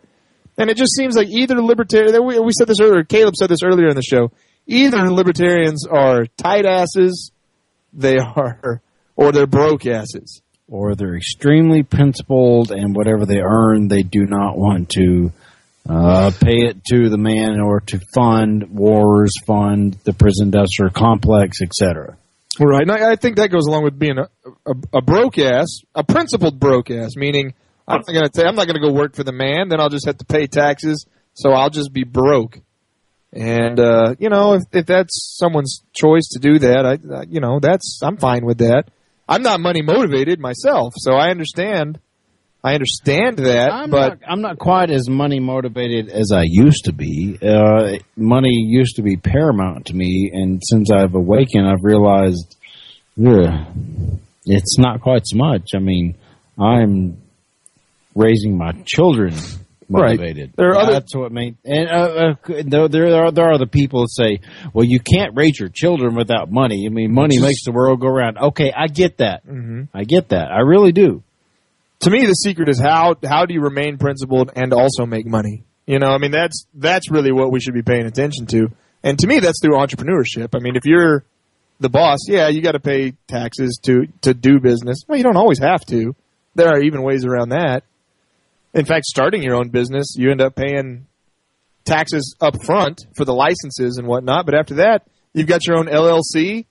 Man, everything becomes a business write-off. Your gas, your cell phone, everything becomes a business write-off after that. If I go to dinner with somebody, I say, hey, are you going to go into any conventions coming up? Yeah. I've never been able to write off my prostitutes, though. You can't write off? Oh, that's just 1099 them. just 1099 them, buddy. So I can write them off. Right. There is that loophole. Okay, cool. I'm good with that. As long as you don't pay them more than $600 a year, you won't have to pay taxes on them. Okay. Or it might be $500. I think it's $600 though. $600. If you have a 1099 employee, as long as you pay them less than $600 a year. What if I pay them in Bitcoin? I don't think they can tax Bitcoin yet. Cool. I'm not. Or mountain hours? Mountain hours, I don't think are taxable. Okay, silver. So I don't believe silver's taxable. Cool. Precious metals, mountain hours, or barter. Bitcoins, barter. Yeah. You sleep with me, and I'll hoe your garden for a while. There you go. A hoe for a hoe. How that's beautiful. Yeah, that's swapping. Yeah, the man doesn't get any part of it. Mm-mm. Exactly. I know they do tax silver. They just chop off about a tenth of the coin. So is that what they try to do? They might try to. Completely making that up. We got paid in silver for an event we did last February, and we immediately had to turn around and give it to somebody else. It was sad. I wanted to hang on to that for a while. I've got a little bit of it. Yeah. Not much. It was nice. It came in a little package. No, I take that. We didn't have to. We chose to. To turn around and give it to our vendor? We had to. Well, could have given him a check, I guess, or something. Well, okay, the vendor, but I mean, as far as Molyneux's concerned. Oh, yeah. Molyneux, he's such a principled person, and yet he's very effective. He didn't even charge to be here. He said, buy my plane ticket and I'll be there. But there's no way in hell I was going to invite Stefan Molyneux to be the MC of our event here and just say, okay, you got a free hotel and you got to see this glorious wasteland known as the drilled up West Texas and I mean, some of that, he was even asking us, how can I, I can't do his voice. How can I get across the borders with these heavy gold bars in my pocket? I said, no, you got to think like a criminal, Stefan. Just say they're paperweights, they're knuckles, they massage your back because you've got... So, yeah, as far as I know, he got back perfectly fine. Stefan's great to work with. And we listened to his interview last night on, whose show was that? I don't know. Danny Panzella. Yeah, Danny Panzella, and he was talking about, child rearing. What he almost always talks about, not almost, but quite a bit, nonviolent parenting. Yeah, it was great. I mean, I really enjoyed it. Caleb made me turn down the Pro Bowl, so I had to watch the Pro Bowl in silence. I turned down the Pro Bowl because I couldn't fall asleep. Caleb did. He passed out like a granddad. I did. I passed out I'd say like a baby. Yeah, okay, like a baby. I made ham hock and collard greens. Ham hocks are disgusting. They flavored the collard greens perfectly. The flavor's fine. Yeah, trying to chomp into one. Yeah, I didn't eat it. I had a couple of bites of the ham hock and gave it to the dog. But the collard greens, the dog were delicious, and the beans were good. That was our night. That was our night. Collard greens, beans, Pro Bowl on mute, and listening to Stefan Molyneux. That was our night. I'm always boring. I can always listen to Stefan Molyneux. Stefan Molyneux is great. I've listened to him for years now. I've listened to you for a year. Yeah, singular. Before I even moved here, I was listening to Stefan Molyneux. I was listening to the audio versions of his books. And I've actually started one of his books that you butchered. Universally accepted, universally preferential behavior. Yeah, that's the one. And I probably butchered it. Yeah, it's probably preferable. I don't know. Yeah, I don't know what it is. If you go to freedomainradio.com, he actually reads it to you. Oh yeah, the audio version. So I would turn that on while I would try to sleep. I'm about a third of the way through it. I haven't quite finished it, but Yeah, he's great. He's got several books like that. Modern Anarchy, something like that. Anyways, he's great. He's absolutely great. There are really people, and I get a lot of shit for this too, that think he's like a cultist. Have you heard that? Yeah. Do you ever get accused of that? Yeah, I hear that. You're just a Steph bot, which is coincidentally his YouTube channel name. Right. Yeah, that's because Ben, I'm going to ask you, what do you say to that? If you were called a Steph bot, someone like a Jim Jones type, someone who just worship everything Stefan says. Sure. To me, the difference between what makes a cult leader is when they start telling you to shut other ideas out of your head. Don't listen to that. That's the devil. Well, people would say, well, he slams religion all the time. Is he telling you to go away from religion all the time? Probably. He's telling you it's not rational, but if you have a religious conversation with him, and I'm merely playing devil's advocate. Right. He's in fact, I'm certain of this, he's nicer to them than I would be. Well, I'm a Christian. You're nice to me. You're my friend. Yeah, that's true. But he would even listen. I don't know, because I'm not religious, so I haven't had that conversation directly with him. But I don't think he's telling you He's telling you why you shouldn't believe it. He's not telling you not to believe it. He's just saying don't initiate force. I'm perfectly okay with him when he thoroughly makes fun of Christianity, because if you ask me, he's got every goddamn right in the world to do so. Yeah. Because Christians they're digging their own graves by the way they act. Yeah, I mean, and not all of them, but by and large are. And I am a Christian, so I can say that, and I've experienced it. Yeah, by and large they are. They are digging their own graves. By and large, Christians, your golden calf is the scroll.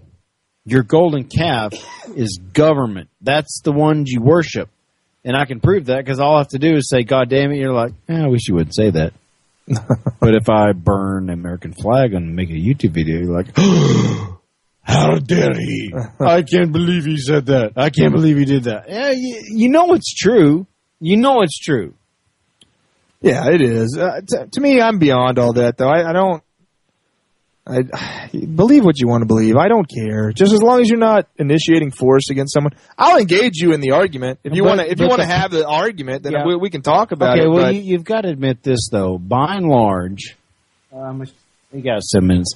By and large, the elected officials in what is known as the United States are more or less Christians, at least 80%. Sure, I mean they have to say they are at least in order to get elected. That's what they say, right? Okay, well, if you're acting on those principles, doing the things that the federal government does, and we all know that the biggest fucking bully on the face of the goddamn planet is the United States federal government, right? Mm-hmm. All right, do I have any argument there? No. Okay, then how can you go along with the religious aspect of Christianity and the organized religion? It's horrible. No, I mean, how can you be a rich man at all if you're a Christian? So Jesus said it's more difficult for a rich man to get into heaven than it is to put a camel through the eye of a needle. I mean, it's pretty clear. Okay. There's a lot of things like that, but that's because Christians don't believe in Christianity. They believe in the modern version of what the society holds up as being correct. Yeah, have your morals to an extent, and then when it comes to social behavior and the parties that you attend, then fuck all your principles. Just go with the flow because we got to make money, right? Or we've got to kill some brown people, or whatever. Well, you make money by killing brown people. There's lots of contracts there. Several people do. A handful of people do make a lot of money that way. So, yeah, I can think of a guy named Richard with no pulse. That guy doesn't have a pulse, by the way. We're talking about Dick Cheney. Did you know that? Richard Cheney? Yeah, he has some sort of heart mechanism that is just constantly flowing. And so he doesn't have a pulse. It's not beating. That's creepy, right?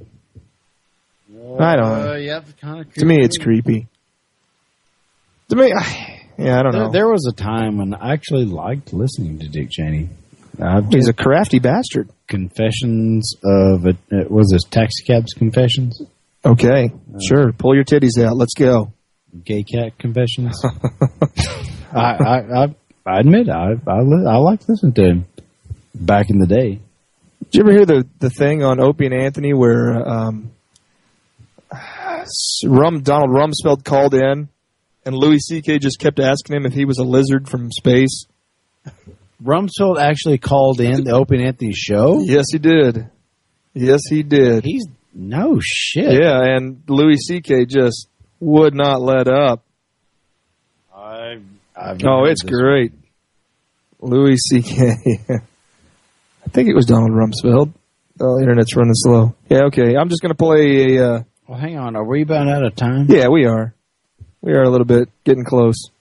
I was going to play All the Single Daddies one last time. Well, you already played it once. Yeah. It's the same people. Okay. We didn't pick up a 9 o'clock. You think so? Yeah, we didn't pick up anyone else. Out of 7 million people. Out of 7 million. It's the same. We hold our audience, buddy. Maybe we'll play that tomorrow. We'll play the Donald Rumsfeld gets questioned by Louis C.K. if he is really a lizard from outer space. We'll play that tomorrow night. We will be back tomorrow night. Yep, one more show for this week. We've got probably about 8 more shows before... We don't know what's going to happen. Maybe Ben and I will figure out how to do our show being 300 miles apart. I don't know. We'll just have to see. Yeah, who knows? Or maybe I saw Eric Pitts did a show yesterday. I haven't listened to it. I haven't listened to it either, but I saw that he did one. I'm gonna check this out. Brother Pitts has done his own show on his own fucking network, and I would say he's got every right in the world to do it. So yeah, absolutely. I hope they talked about titties. And if he did it by himself, great, big ups, because it's tough. It is tough. It is tough. And I criticize Limbaugh a lot for being the status summit he is, but I got to give it to him. He can broadcast. He is excellent in broadcasting bullshit. Absolutely. He's very, very, very wonderfully good at it. Yeah, a lot of them are. I mean, those guys, they're smart dudes. They know what they're doing. I don't like doing shows by myself. No. And if Ben Farmer's not going to move up there... I'll be in Austin, but not for another few years. I've got a few years. Well, okay. Well, our audience, we're not going to hold an audience for a few years without broadcasting. So. Yeah, so... No, but the thing about Austin is it is full of like-minded people. Who knows? I might fuck you. I'll find someone better. Yeah, I'm sure you could. You have been listening to the Caleb Leverett Show here on Liberty Movement Radio. We will be back tomorrow night at 7 p.m. Central Standard Time here on www.libertymovementradio.com. Caleb, final words? Be good, Schmohawks. I'm out.